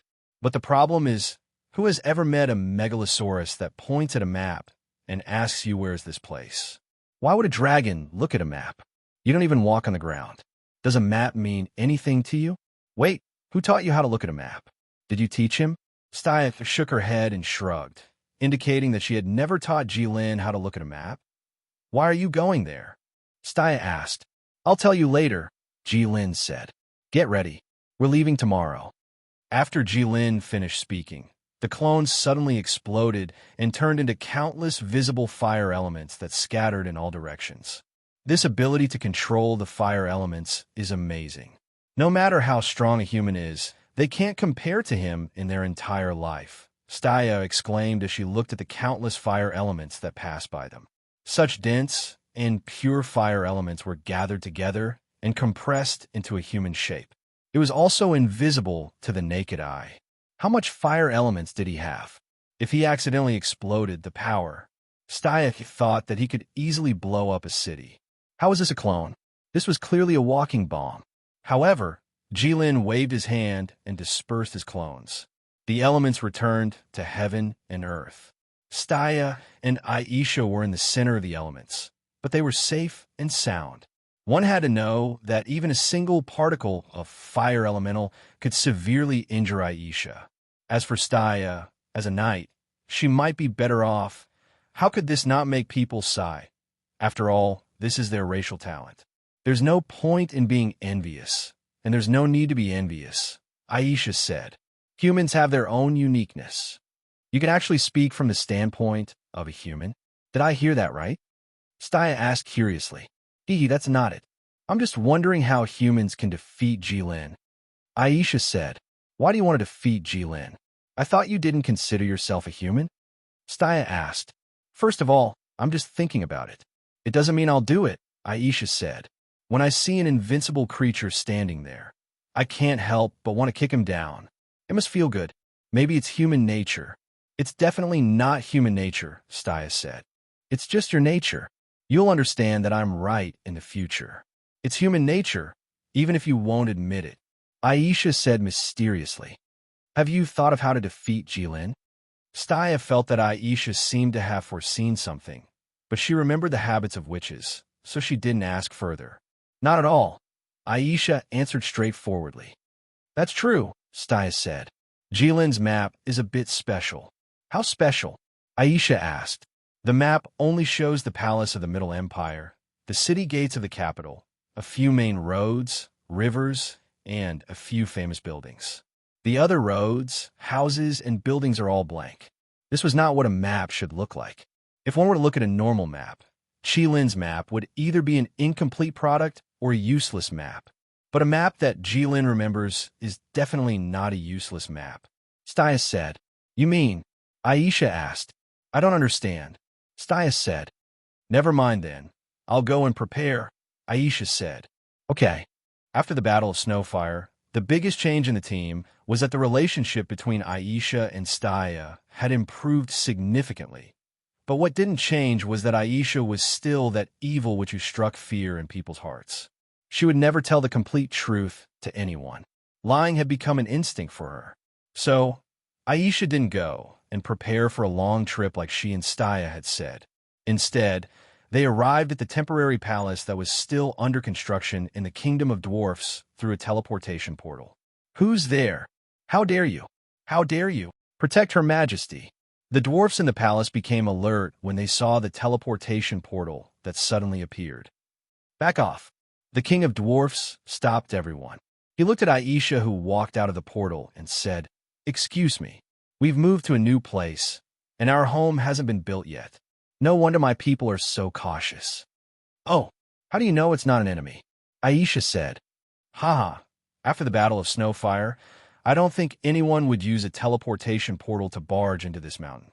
The King of Dwarfs laughed. "The King of Dwarfs is really wise," Aisha said. "Ha ha, it's okay for my people to say this, but it's too fake for you to say it." The Dwarf King laughed and said, "All right, you don't have to be so polite. I know that when my father was still in power, you had already shocked the world. I have also heard a lot about your deeds, so I don't look down on you. You shouldn't look down on me either. Why don't we just get straight to the point? I wonder why you have specially come here. The relationship between dwarfs and witches can't be described as good." "That's straightforward," Aisha said with a smile. "Well, the map in Jilin's hand was given by you." "Oh, how do you know it's me?" The King of Dwarfs said. "Well, this place can't be compared with the outside world. There are many monsters, ores, and resources here, but there are few normal people. There are even fewer people who can take out a map. Except for the three of us and you dwarfs. If you can find another person who can read in this endless volcano, I'll consider you powerful." Aisha said. "I see." The King of Dwarfs nodded slightly. "That Tell has so many subordinates, but none of them can read. What do you think?" Aisha said coldly. "So you admit it?" "I don't want to deny it at all." The King of Dwarfs said. "Okay, then why did you give the map of the capital to Jilin?" Aisha said, "Giving people a map is naturally to let them go to the place on the map." The King of Dwarfs said. "Go there for what?" Aisha asked. "To find something." The King of Dwarfs said. Aisha was a little puzzled. "That's simple? What else?" The King of Dwarfs was happy. "Are you going to massacre the city?" "If it's necessary, it's not impossible for Jilin to do that," Aisha said in a deep voice. "Besides, why would he go so far for a thing?" "Because this thing is very important," the King of Dwarfs said. "What thing?" Aisha asked. "God's soul." When the King of Dwarfs mentioned this word, his eyes seemed to light up. "God's soul? What's that?" Aisha asked. "God's soul," the King of Dwarfs said. "Are you fooling me?" Aisha narrowed her eyes, and there seemed to be a snowstorm brewing in her narrowed eyes. "How can it be? There really is a God's soul." The King of Dwarfs waved his hand and said, "There are gods in the world, so naturally there's a God's soul. According to legend, the gods' power is unfathomable. They have the ability to turn the world upside down and summon the wind and rain. However, everything in the world has a beginning and an end, and gods are no exception. When the gods are about to die, they will condense all the energy in their body into a solid form and pass it down as the inheritance of the gods. This is the god's soul. After the battle of snow and fire, I don't believe in the word pass the most now." Aisha said, "This is something that I, the King of Dwarfs, have passed down from generation to generation. It shouldn't be wrong." The King of Dwarfs said, "The Holy Grimoire of Light is passed down from generation to generation by the Church of Light. Lord set up a large array outside the mobile city according to the Holy Grimoire of Light, but in the end, it was useless. Instead, it destroyed his own mind." Aisha said, "The Holy Grimoire of Light? It's just a bluff. How can you believe it?" The King of Dwarfs said disdainfully. "Then how can you be sure that your legend is not a bluff?" Aisha asked. "Or how can you be sure that your legend is not wrong? One person passed it down to another, and the truth will be different. Not to mention that it has been passed down from generation to generation for such a long time. Maybe it has been changed beyond recognition in the process of passing down. Because this matter is related to the forging of artifacts. The ancestors of dwarfs will not be careless about this matter," the King of Dwarfs said confidently. Aisha was silent, because she had no reason to doubt the King of Dwarfs' outrageous legend. Everyone in the world knew the attitude of the dwarves towards forging, and they also knew how obsessed the dwarves were with the word artifact. If there was a chance to forge an artifact, the dwarves would not hesitate to die for it. It was really unimaginable that the king of dwarfs would make a mistake in this matter. Then there was no need to ask why Lin wanted to go to the Middle Empire.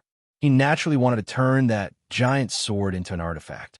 Perhaps the king of dwarfs used this as a condition to persuade Lin to go to the Middle Empire. Then, the era of gods is long gone, and there are no gods in this world. Why is the god soul in the Middle Empire? What is the god's soul used for? Aisha asked. Chapter 81. What's a god's soul for? The dwarf king asked. According to legends, it has three main uses. The first is its fundamental use, which is to pass down the power of the gods. The gods can easily become stronger by absorbing gods' souls. So it's like that. The gods are really scary, Aisha said while biting her nails. They're gods after all. The dwarf king didn't seem to care. The second is that it's a necessary material for forging divine artifacts. Without it, forging divine artifacts would be nothing but empty talk. In other words, if I want to forge a divine artifact, I must first kill a god. Aisha asked. That's right, the dwarf king said. But as far as I know, only divine artifacts can truly kill a god. Aisha said. That's not bad, the dwarf king said. Then, where did the first divine artifact come from? Aisha asked. The dwarf king was stunned for a moment, and then he couldn't help but laugh out loud. He really didn't expect Aisha to ask such a question. What are you laughing at? Aisha was puzzled, and she was a little angry. This was because she was very familiar with the dwarf king's expression. It was the expression that witches often use to look at idiots. Nothing, nothing. The dwarf king waved his hand. He could see that Aisha was a little angry. But, you really don't know about this? Really? Aisha said angrily. Is it strange that I don't know? It's very strange. Who doesn't know in the world? You should know as well. The dwarf king said naturally. Then hurry up and say it. Aisha finally couldn't take it anymore. Witches had always been famous for their wisdom and knowledge. They were proud of their profound knowledge, and at the same time, they were arrogant in this matter. But today, the dwarf king actually mocked her ignorance. How could she not fly into a rage out of humiliation? The so-called divine artifacts are the weapons of the gods. Of course, the gods have them. The first divine artifact that humans had was personally bestowed by the god of darkness from the divine realm. The dwarf king said, Didn't you say that you have mastered the dark scripture and can directly communicate with the god of darkness? He didn't tell you? I see. Aisha pondered for a moment. I didn't communicate with the god of darkness. The dwarf king spread out his hands indifferently, indicating that he didn't care. What about the third one? Aisha asked. The third one has a probability, and it's very low, the dwarf king said. An extremely high-quality soul could possibly give birth to a new god. How low? It's low enough to be ignored. Then why did the Middle Empire have such things? Aisha asked. The stories of the mythological era have been passed down. Many of them have been lost.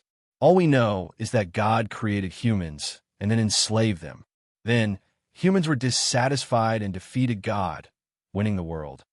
At this point, the dwarf king's eyes seemed to be shrouded in a thin layer of mist.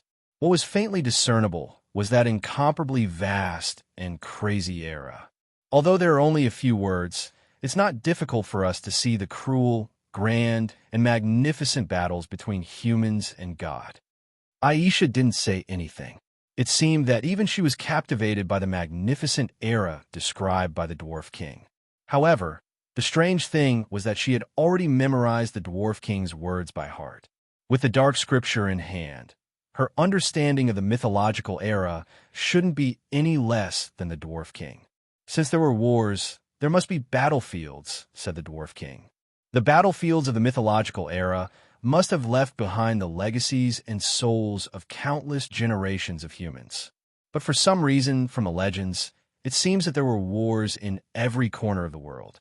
But for us, the later generations, it's so difficult to find the remains of the battlefield. It's like looking for a needle in a haystack. You mean there's an ancient battlefield from the mythological era in the capital? Even Aisha couldn't help but be shocked and excited. That's right, said the Dwarf King. I have one last question. Aisha took a deep breath and calmed herself down. Please ask, why do you think Jilin still wants the divine artifact? Asked Aisha. He's already invincible. Why does he still want to become stronger? Who knows?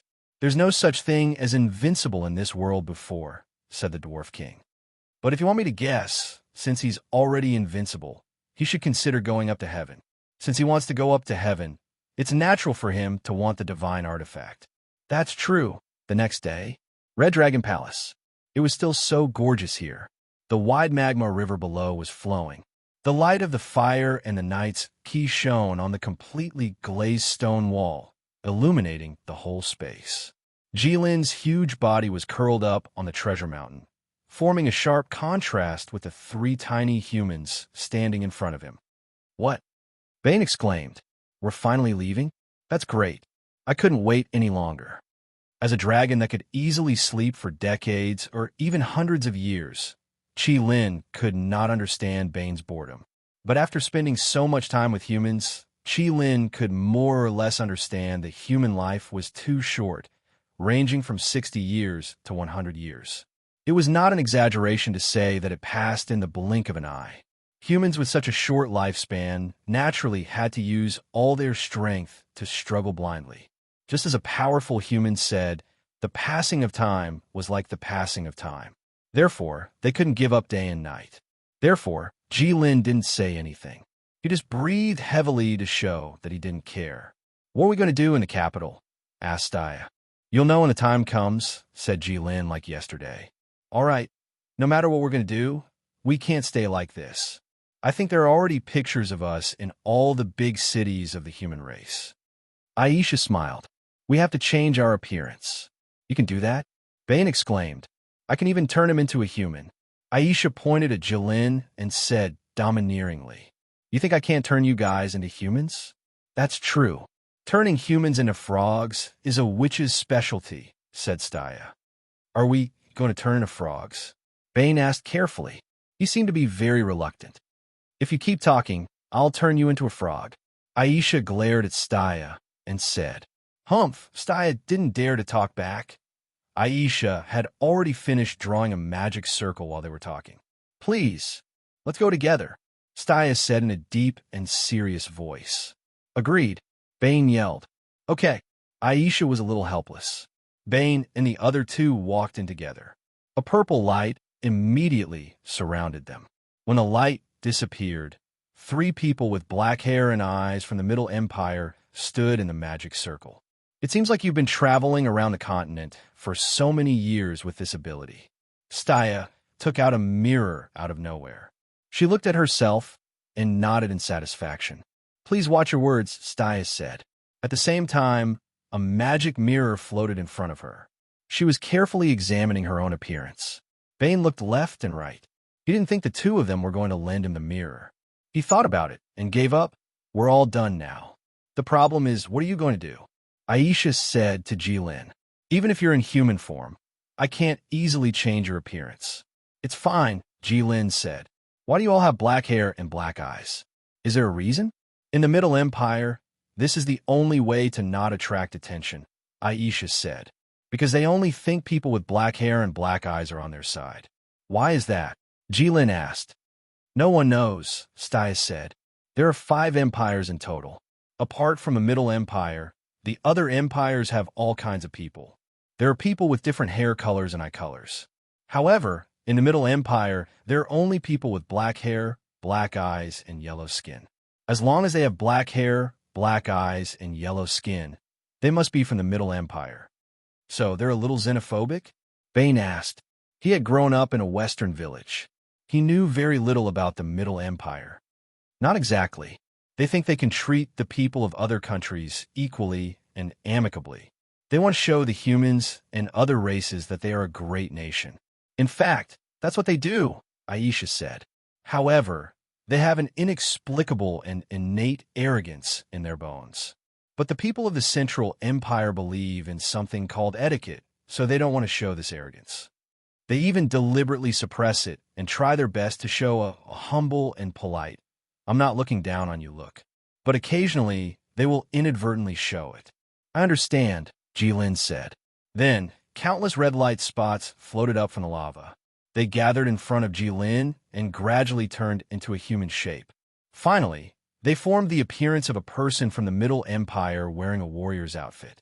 Aisha and Staya had seen this before. They were not surprised. However, it was Bane's first time seeing this. He was shocked. He even wanted to poke this person's face. However, he was scared off by Jilin's calm gaze. "Is this the only clone that's going with us?" Aisha asked. "It's enough," Jilin said. "That's good too." Staya heaved a sigh of relief. "How do you know about the clothes of the Middle Empire?" Aisha looked at Jilin's clothes and asked curiously. "That person who chopped off my arm with a sword seemed to be wearing this." Jilin said. "That's good too," Aisha said calmly. "What's good too?" Bane asked. "Nothing," Aisha said. "Since everything is ready, let's go." "Okay." Then, Aisha opened the teleportation portal. The four of them disappeared. Only Jilin's body was left lying motionless in a huge lava cave. It seemed like he would never move.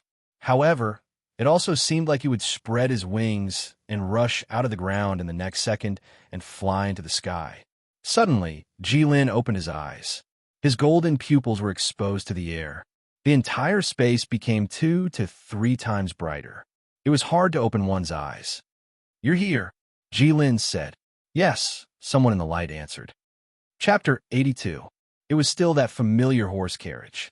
It was moving along a quiet path under the shade of a tree. The bright sunlight shone through the gaps between the leaves and formed a dazzling light spot on the ground and on the carriage. The air was filled with the wonderful smell of soil, leaves, and flowers. One would be intoxicated with just a slight sniff. It had been 2 months since the Battle of Snow and Fire. It was April, the most beautiful month in the world. Everything was revived and full of vitality. Many creatures that couldn't move during the winter and could only rest were starting a new year at this time. For example, bears that hibernated for the whole winter were starting to look for food now. Farmers that rested for the whole winter were starting a new year now. Bandits that didn't have much business during the whole winter would definitely have a strong desire to start a new business now. "Hey!" A sudden shout came from the front of the horse carriage. Instantly, a few people dashed out from the trees on both sides of the road. They all looked fierce and had weapons in their hands. Staya and Aisha looked at each other and closed their eyes at the same time. "Listen up, the people in the carriage. I own this mountain. I planted these trees. If you want to pass through here, pay the toll. If you dare to say no, I'll kill you, not bury you." Jilin was confused by the scene in front of him. He leaned back and asked Staya, "What do you mean?" "I know," Bane said. "I heard from my master that this phrase has been passed down in the Middle Empire for thousands of years. In the Middle Empire, every robber has to say it before they act. It's an unwritten rule." "Oh, bandits." Jilin nodded and said. "Don't move, I'll go," Staya said as she dashed out of the carriage. She was agile and her movements were clean. She lived up to the name of the Knight of Light. I really didn't expect that there would be an unexpected gain. It seems that we brothers can not only rob money today, but we can also rob a woman at the same time. When the bandits saw that there was only a weak woman coming down from the carriage, they felt that the other party no longer had any intention of resisting. "Brother, she's not that pretty," a short bandit said to the leader of the bandits after looking at Staya for a long time. Staya immediately sped up towards the bandits. No matter what the girl in front of you looks like, no matter what her identity is, no matter what your reason is, you can't say that she's not pretty. It's the F*King law. "You're right," the leader of the bandits said with a lewd smile, "but I don't care." Boss, you're so mighty." The short bandit gave a thumbs up and flattered him. Staya's eyes narrowed to an extremely dangerous angle. This was something he had learned from Aisha. It represented extreme shock or extreme anger. Staya walked in front of the leader of the bandits. The leader of the bandits grabbed Staya's shoulder with a lewd smile. "Come." Steele's fist landed on the bandit leader's face in an instant. Before he could finish what he wanted to say, he was sent flying. The rest of the bandits could clearly see their leader's teeth splattering all over the place. The leader of the bandits finally hit his head on a big tree. Crack! The tree broke in half. The leader of the bandits' face was covered in blood. The rest of the bandits looked at Staya in horror.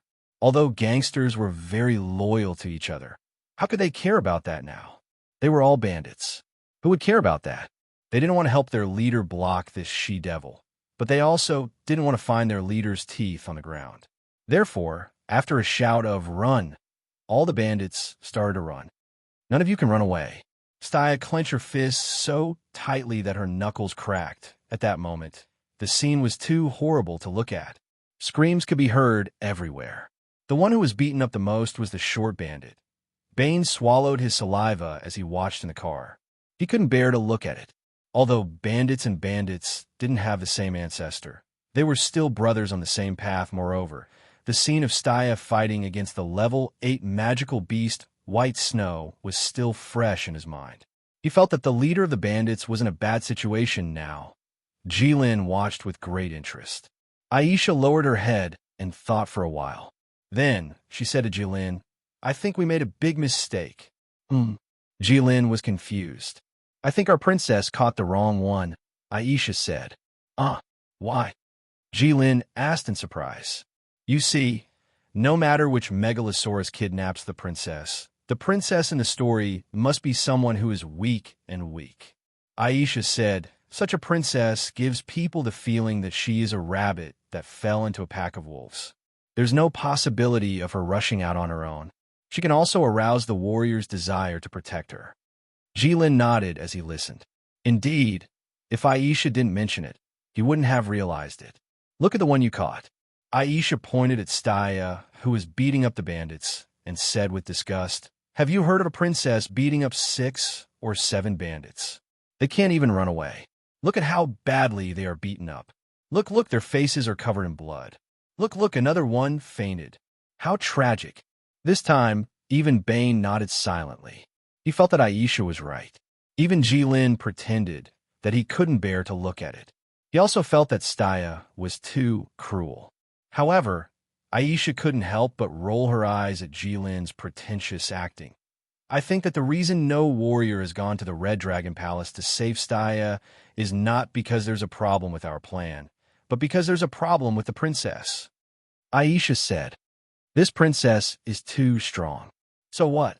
Jilin said. "No matter how strong she is, she's still a princess.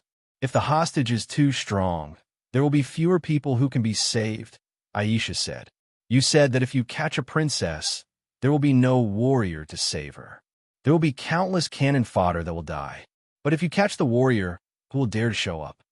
"That makes sense," Jilin said thoughtfully. "But when we caught Staya, it was your idea. You said that you wanted to find trouble with the Church of Light to help you vent your anger." I didn't think of that either." Aisha smiled awkwardly. "It's my first time doing something like this. I don't have much experience. What do you think we should do now?" Jilin said.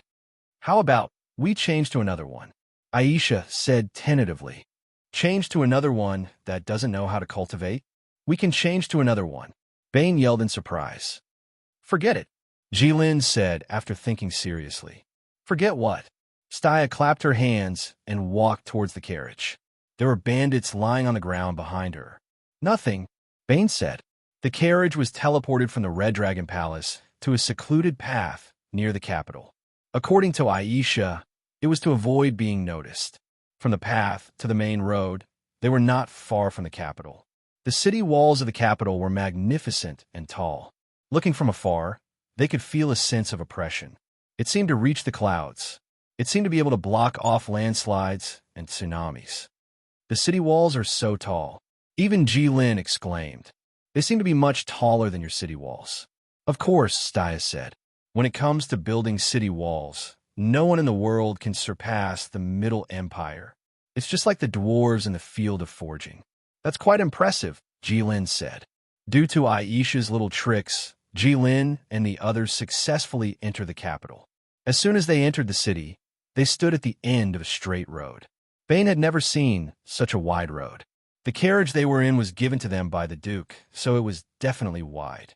But Bane felt that this road was wide enough for 40 carriages of the same size as theirs to drive side by side.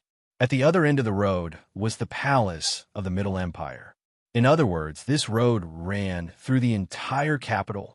This was the world-famous Vermilion Bird Street. It was said that everyone who came to the capital for the first time would be shocked by the grandeur of this street. For example, Bane. But Jilin wasn't a human, so he didn't think so. He only felt that such a long and wide street was actually filled with bustling humans. This made him feel dizzy and annoyed. Jilin looked at the imperial palace at the other end of the street and the crowd that filled the street.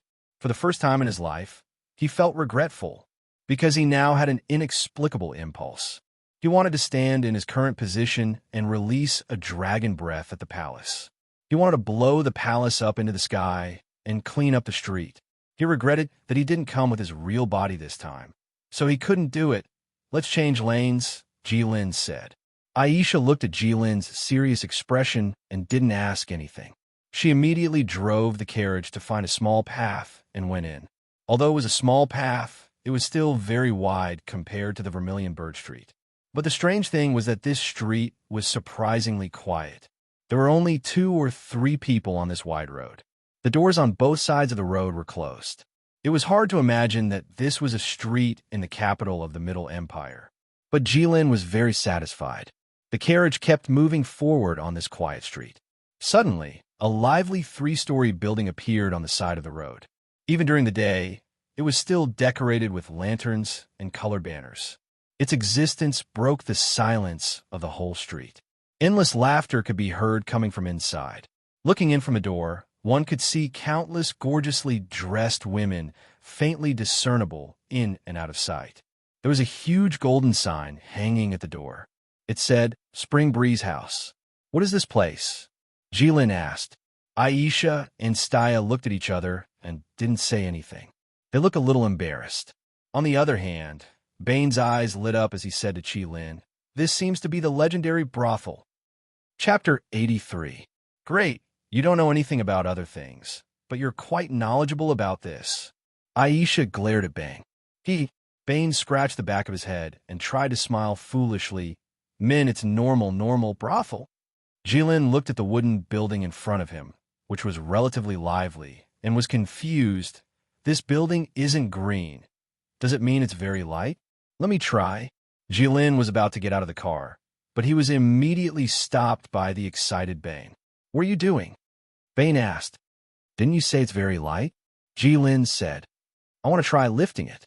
"Lift your ass," Bane said angrily. "If you lift this building, I'm afraid many people won't be able to lift it." Jilin was confused. F***ck off, Staya scolded. "Ahem." Bane coughed awkwardly and leaned over to Jilin's ear, covering his mouth with his hand as he began to whisper something. Jilin's lips slowly curled up. "But this industry is everywhere in the human world. What's so strange about it?" Jilin asked. "That's not right." Bane assumed a stance, as if he was about to explain everything to her. "Please go ahead."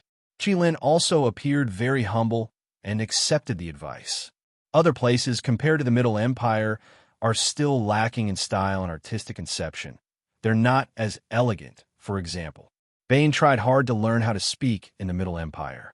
"Elegant." Staya finally couldn't take it anymore.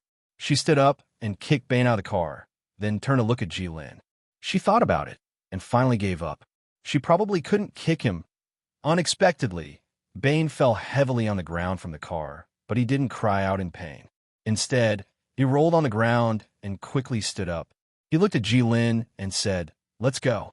"What are you trying to do?" Aisha couldn't sit still anymore. She really didn't know what Bane was thinking. Was he trying to bring the Megalosaurus to a brothel? "If you want to go, go by yourself," Aisha said.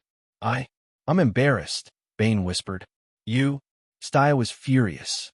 He was about to do such a shameless thing. What was there to be embarrassed about? "Let's go." Jilin slapped the car and jumped off. He strode towards Spring Breeze Restaurant. Staya was stunned. "What should we do?" "We definitely can't stop Jilin." Aisha pondered. "There's no other way. You go and find a place to stay. I'll go and buy some medicine." "What medicine are you buying?" Staya asked. "The poisonous fangs of a five-colored snake, the wings of a bat, red and white mushrooms, and the eyes of a crocodile," Aisha said.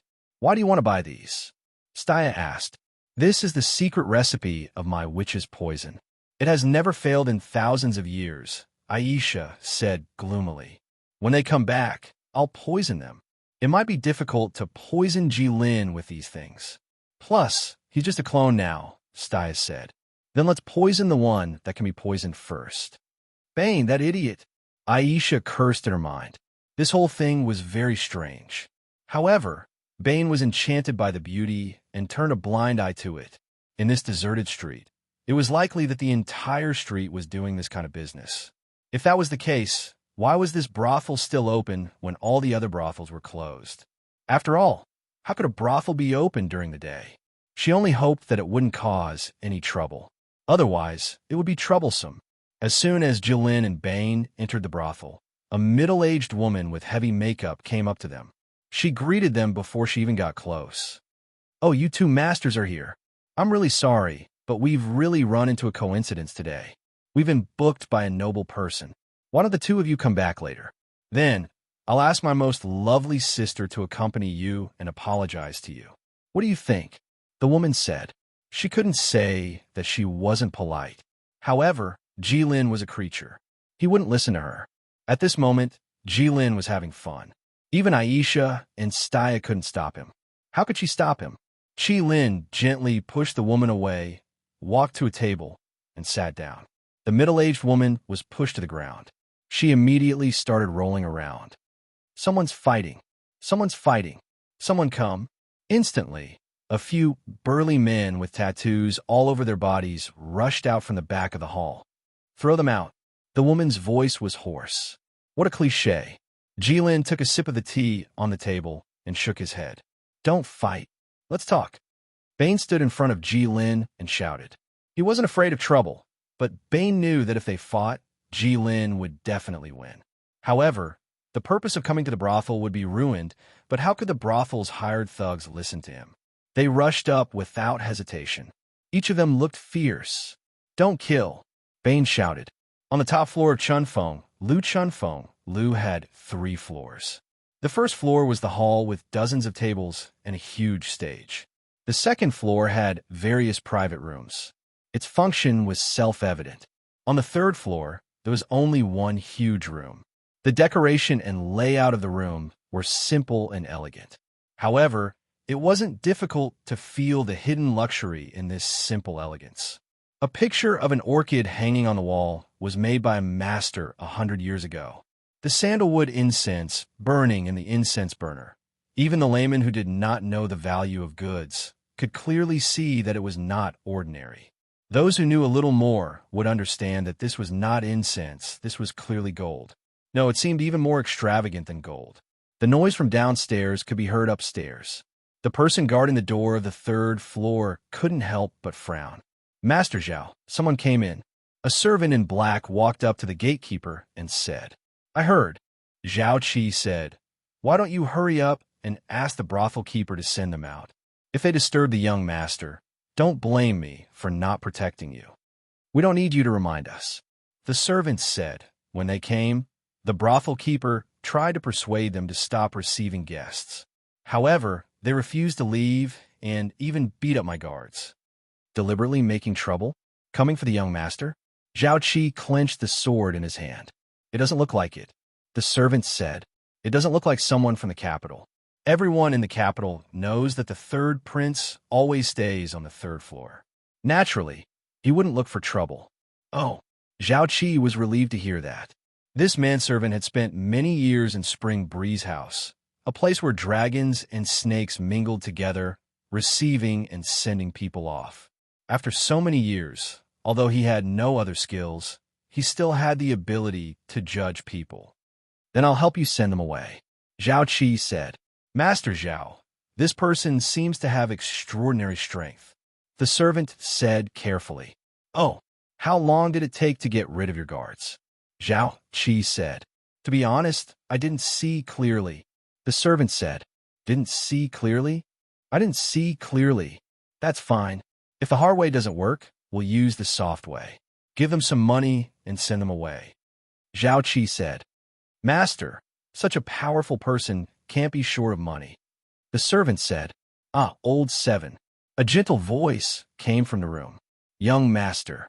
Zhao Qi bowed toward the room. What's the matter? It's so noisy that it's disturbing this young master's mood. The voice said, It seems to be two foreigners. They didn't know you were here and broke in. I'll send them away. Zhao Qi said, Foreigners?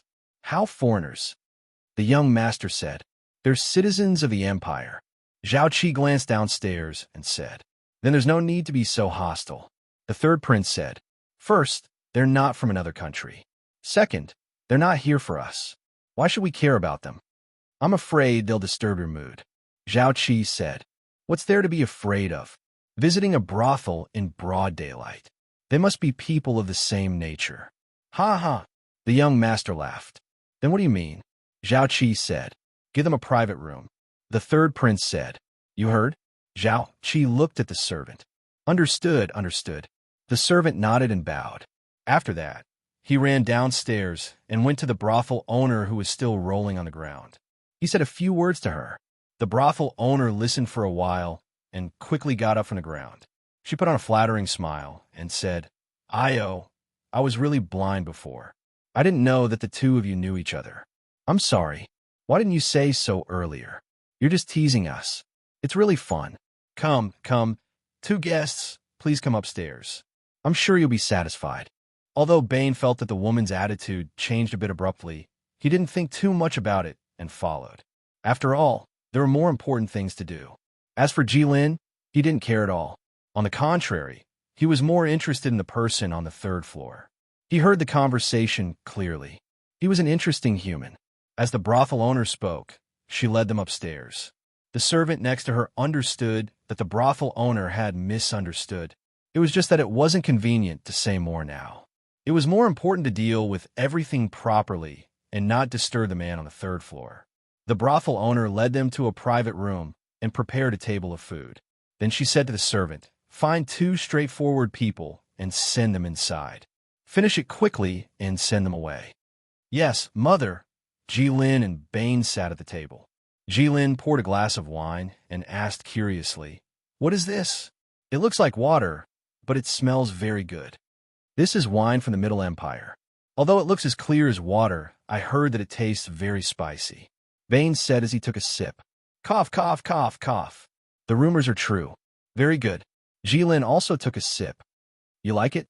Bane's face turned red. Yes. At this moment, the door of the private room was suddenly opened.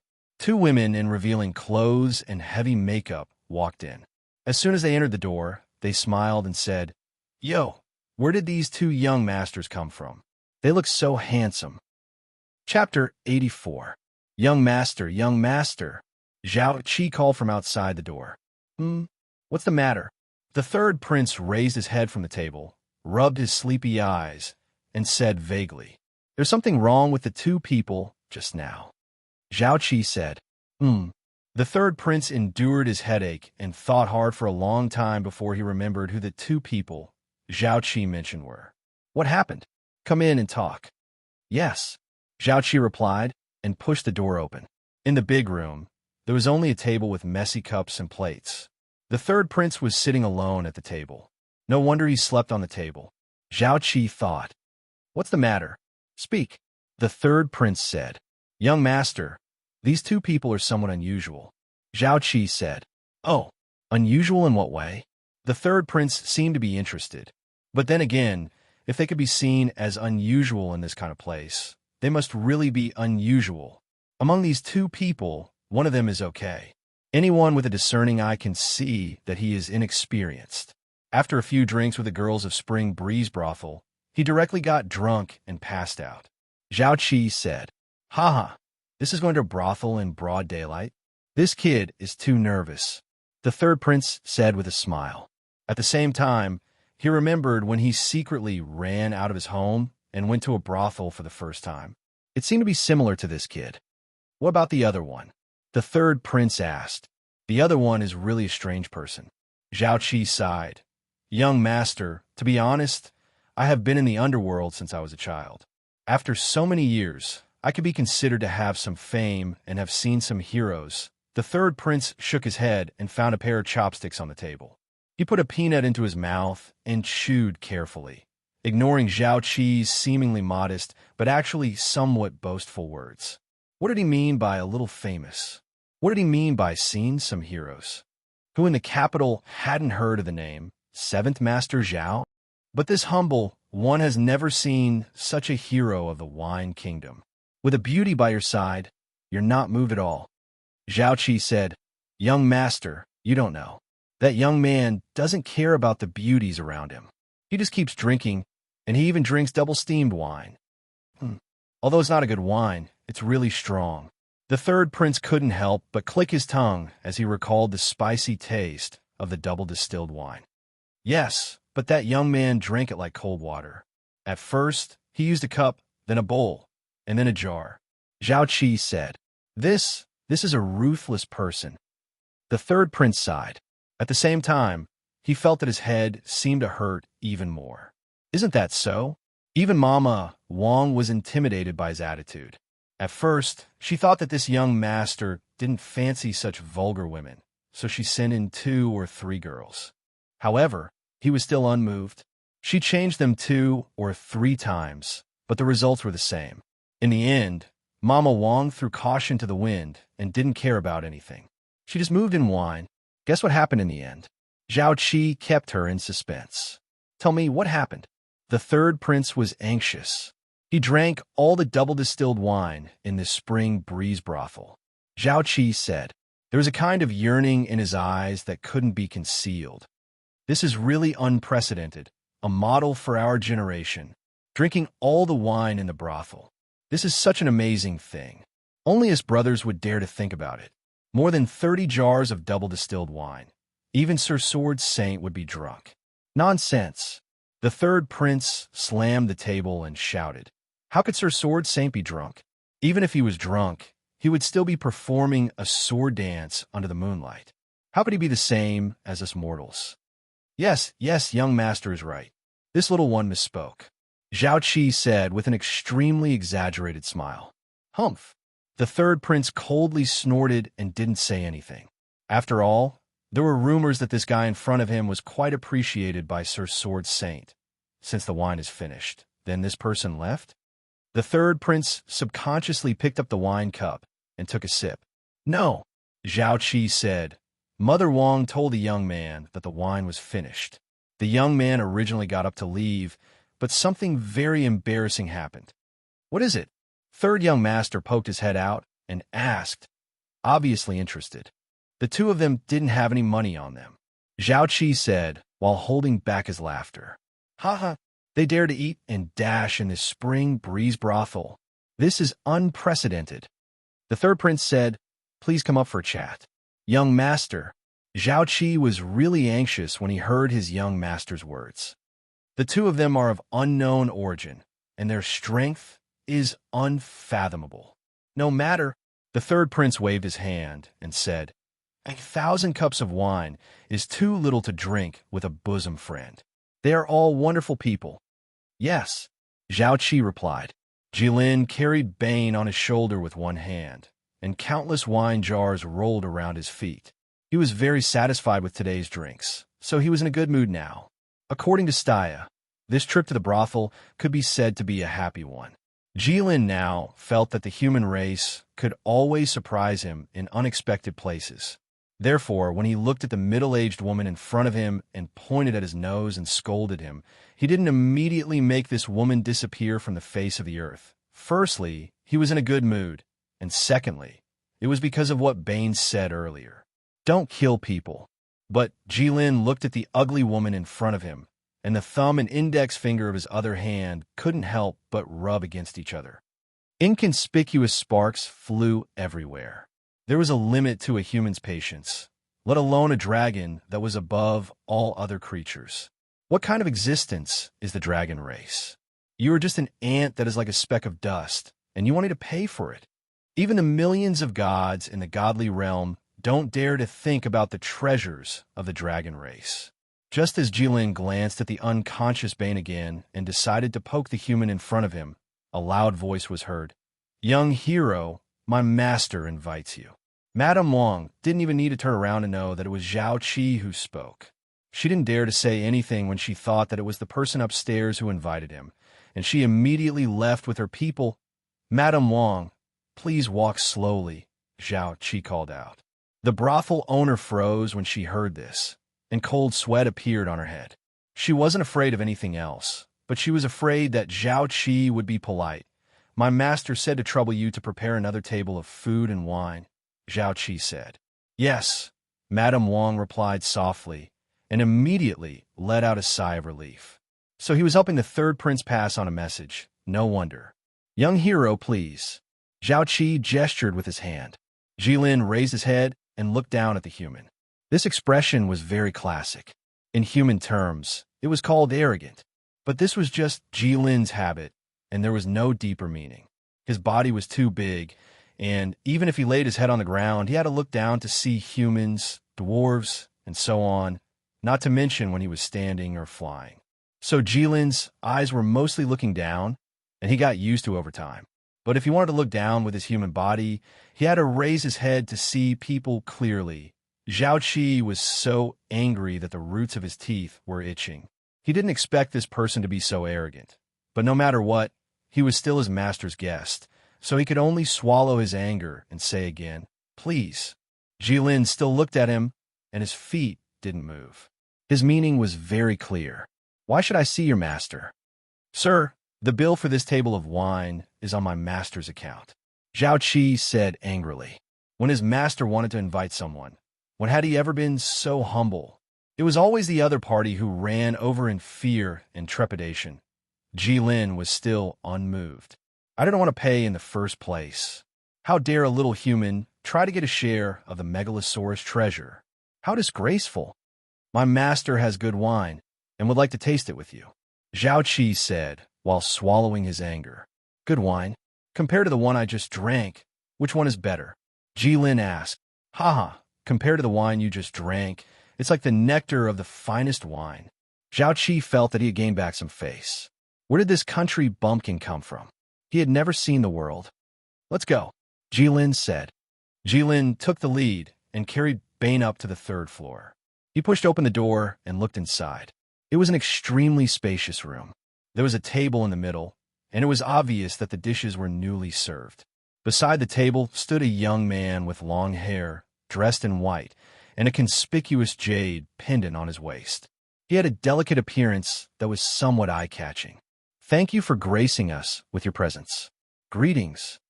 The third prince cupped his fists and bowed to Jilin and said with a smile, Others call me the third prince. May I know your name? The third prince's etiquette was very strict, and no one could find any fault with it. Moreover, his voice was very gentle and calm, making people feel very comfortable. Presumably, even if Aisha was here, she would praise the third prince in her heart. He was really elegant and had an extraordinary spirit. Unfortunately, this was done in front of Jilin. Naturally, it was like playing the lute to a cow. Jilin still had that arrogant expression. He didn't respond to him at all. He opened his mouth and said, I heard that you have good wine here. Aren't you being too rude? Zhao Qi said. It's okay, it's okay. The third prince smiled and said, Brother is really not a common person. You are a straightforward person. Well, as the saying goes, we are all in the same boat. There is no need for us to have known each other before. In that case, please take a seat, brother. I think you look familiar, Jilin suddenly said. You. Chapter 85. You have seen me before? The third prince was a little stunned, but then he smiled and said, That shouldn't be possible. You must have mistaken me for someone else. That can't be. I shouldn't have remembered wrongly. Jilin was a little puzzled. Then may I ask if it's your first time in the capital? The third prince said. That's true, Jilin said. That's right. I've never left the capital since I was born, the third prince said. Then I must have remembered wrongly, Jilin said with a frown. Haha, let's not talk about it anymore. Perhaps my face is a little too common, the third prince said with a charming smile as he squinted his beautiful peach blossom eyes. Your face isn't considered common, Jilin said with a twitch of his mouth. Haha, you flatter me, brother, the third prince said happily. No, I'm telling the truth, Jilin said seriously. I can't really tell the difference between humans because, in my opinion, most humans are pretty much the same. But even I can tell at a glance that you're different from other humans. A human male who looks like you really can't be considered common. Haha, brother's words are really humorous. The third prince's smile was a little stiff for the first time in his life. It was so fake that it wasn't so real. Brother, have a taste. This is a 30-year-old green fey wine. You're a hero of the wine kingdom. I have to let you taste this fine wine. The third prince personally poured a cup of wine for Jilin and said. Jilin didn't stand on ceremony at all. He reached out and took the wine jug beside the third prince and drank it all in one gulp. Jilin tasted it and frowned, saying, It doesn't taste as good as the one I just drank. What did you say? You actually said that green fey wine isn't as good as double-steamed wine. Zhao Qi couldn't hold it in any longer.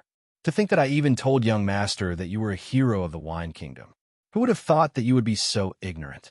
Old 7, you can't say that. As the saying goes, everyone has their own preferences. This brother likes to double-steam liquor, so he could be considered a hero. The third prince was actually able to smooth things over for Jilin, and it seemed that he was indeed a gentleman. Jilin looked at the two humans singing and shouting in front of him. He simply ignored them and stood up, carrying Bane and walking out. Brother, what are you doing? The third prince asked in surprise. At this moment, no matter how good his self-restraint was, no matter how shrewd he was still shocked to the point of being at a loss for what to do. Zhao Qi, who was standing at the side, almost pulled out his saber. What was going on? This person, I invited him to drink a cup of wine, but in the end, he's really going to leave after drinking a jug of wine. He's not even going to take a bite of the dishes? Was it really that simple? Was he that cool? The third young master had never seen someone like Jilin before. Even though he couldn't say that he was a celestial being, he was starting to view Jilin in a new light. Furthermore, he had heard from Zhao Qi that Jilin's martial prowess was extraordinary. The third prince only rolled his eyes twice before he made up his mind. Brother, take care. The third prince stopped Jilin. Brother's actions are indeed unexpected. You're extremely free and unrestrained. You're not an ordinary person. Jilin stopped and looked at the third prince without saying a word. No matter what, he was still a human who had just invited him to drink. It wouldn't be good to kill him just because he blocked his way. Brother, although you're free and unrestrained, unlike us, it's still not good to come to a brothel to drink and not pay. The third prince joked. Brother, you left home in a hurry and didn't care much about money, so you forgot to bring it. That's why you're embarrassed? Jilin still didn't say a word. After all, there were very few humans who could make him willing to say a few words. But the third prince saw that Jilin didn't say a word and thought that he had guessed correctly. After all, it was such an embarrassing matter. It was normal for people to be speechless. I said just now that we're all in the same boat. There's no need for us to know each other when we meet. Since you and I have met, it's fate. Now that brother is embarrassingly short of money. This little brother just so happens to have a small fortune at home. If brother doesn't mind, please accept this. Third young master fished out an item wrapped in a handkerchief and handed it over to Jilin. Jilin took it and opened the handkerchief. It was a piece of gold the size of a palm. There was no need to distinguish whether it was real or fake. Jilin was too familiar with gold. He was a dragon that slept on gold every day. He only needed to touch it, and he knew that this piece of gold must be of high quality. The third prince thought that Jilin would definitely refuse to accept it, or at the very least decline. But he didn't expect that Jilin would suddenly beam with joy. With a flip of his hand, the piece of gold disappeared. And for the first time ever, he smiled at the third prince. You're a good human. Jilin reached out and patted the third prince's shoulder very carefully. He was afraid that he would accidentally hurt this person. The third prince was completely confused. In this life, other than his parents, no one had ever talked to him in such a condescending tone. This person is really hard to understand. The third prince sighed in his heart. Get out of my way. I'm looking for someone. A pleasant female voice exploded in the ears of the third prince and Zhao Qi with an unimaginable volume. It was really hard to imagine that a woman could shout so loudly. Judging from the voice, the person who spoke, no, it should be the person who shouted, was at the entrance of Spring Breeze Brothel. Zhao Qi thought in his heart. Ha! The third prince couldn't help but laugh. A woman coming to a brothel in broad daylight and making such a big fuss. Naturally, she was looking for someone. Could it be that she was looking for fun? Whoosh! The sound of something breaking through the wind was heard. Something was approaching at high speed. In a split second, Zhao Qi made a judgment. He immediately pulled out his saber and stood in front of the third prince. Could it be a hidden weapon? No, a hidden weapon wouldn't make such a loud sound. And from the sound, it should be a flat object. Gotcha! In the blink of an eye. In just a moment, the flat object that Zhao Qi judged pierced through the door of their room and stuck in it, poking its head out of the room. The third prince stuck his head out from behind Zhao Qi and took a closer look. This seemed to be the door of Spring Breeze Brothel. The third prince already had a picture in his mind. A lonely woman, sitting alone at home, waiting for her husband or boyfriend. But she didn't expect that she would only sit at home for one night. It was really like boarding an orchid boat alone, with only the moon filling the western tower. The next day, the woman unexpectedly found out from the mouth of her neighbor that her man had actually spent the night at Spring Breeze Brothel, a brothel, and abandoned her. A kind of lovesickness. But there was only one thing to worry about. This was very wrong. She immediately flew into a rage out of humiliation and came to find him. A woman, in broad daylight, barged into a brothel to find a man. This was naturally not a rare thing in a brothel, but each line had its own rules. Helping a customer block the madam of the house, and letting the customer take the opportunity to slip away was within the scope of the brothel's business.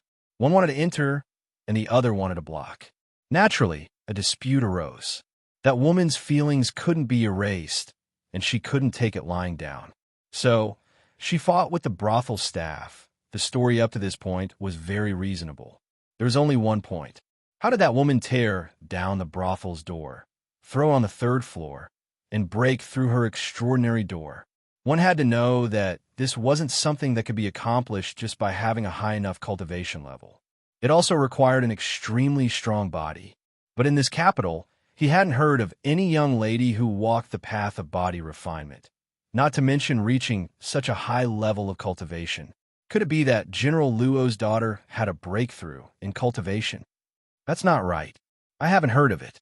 Moreover, it can't be so fast. Could it be that the female marshal kissed her? That couldn't be. Marshal Qin was ordered to guard the western border. He wasn't in the capital. I haven't heard of Marshal Qin having a man either. Then who is this woman? The third prince wondered. Soon, hurried footsteps could be heard in the corridor on the third floor. The side of the door that was still intact was pushed open, and a slender woman from the Middle Empire appeared at the door. It was Staya in disguise. Why are you here? Jilin was curious. Brother? Do you know her? The third prince asked. Friend, Jilin said after thinking for a while. If grabbing someone out of their home can be considered as a way to make friends. Jilin added in his heart. She asked me to come and find you, Staya said impatiently. What about him? Who is he? Staya pointed at Bane, then at the third prince, and asked. He accidentally drank too much. This trash. Why did I take a liking to such a plaything back then? Jilin was a bit depressed. Who was he? He never thought that he would have to carry a human on his back one day.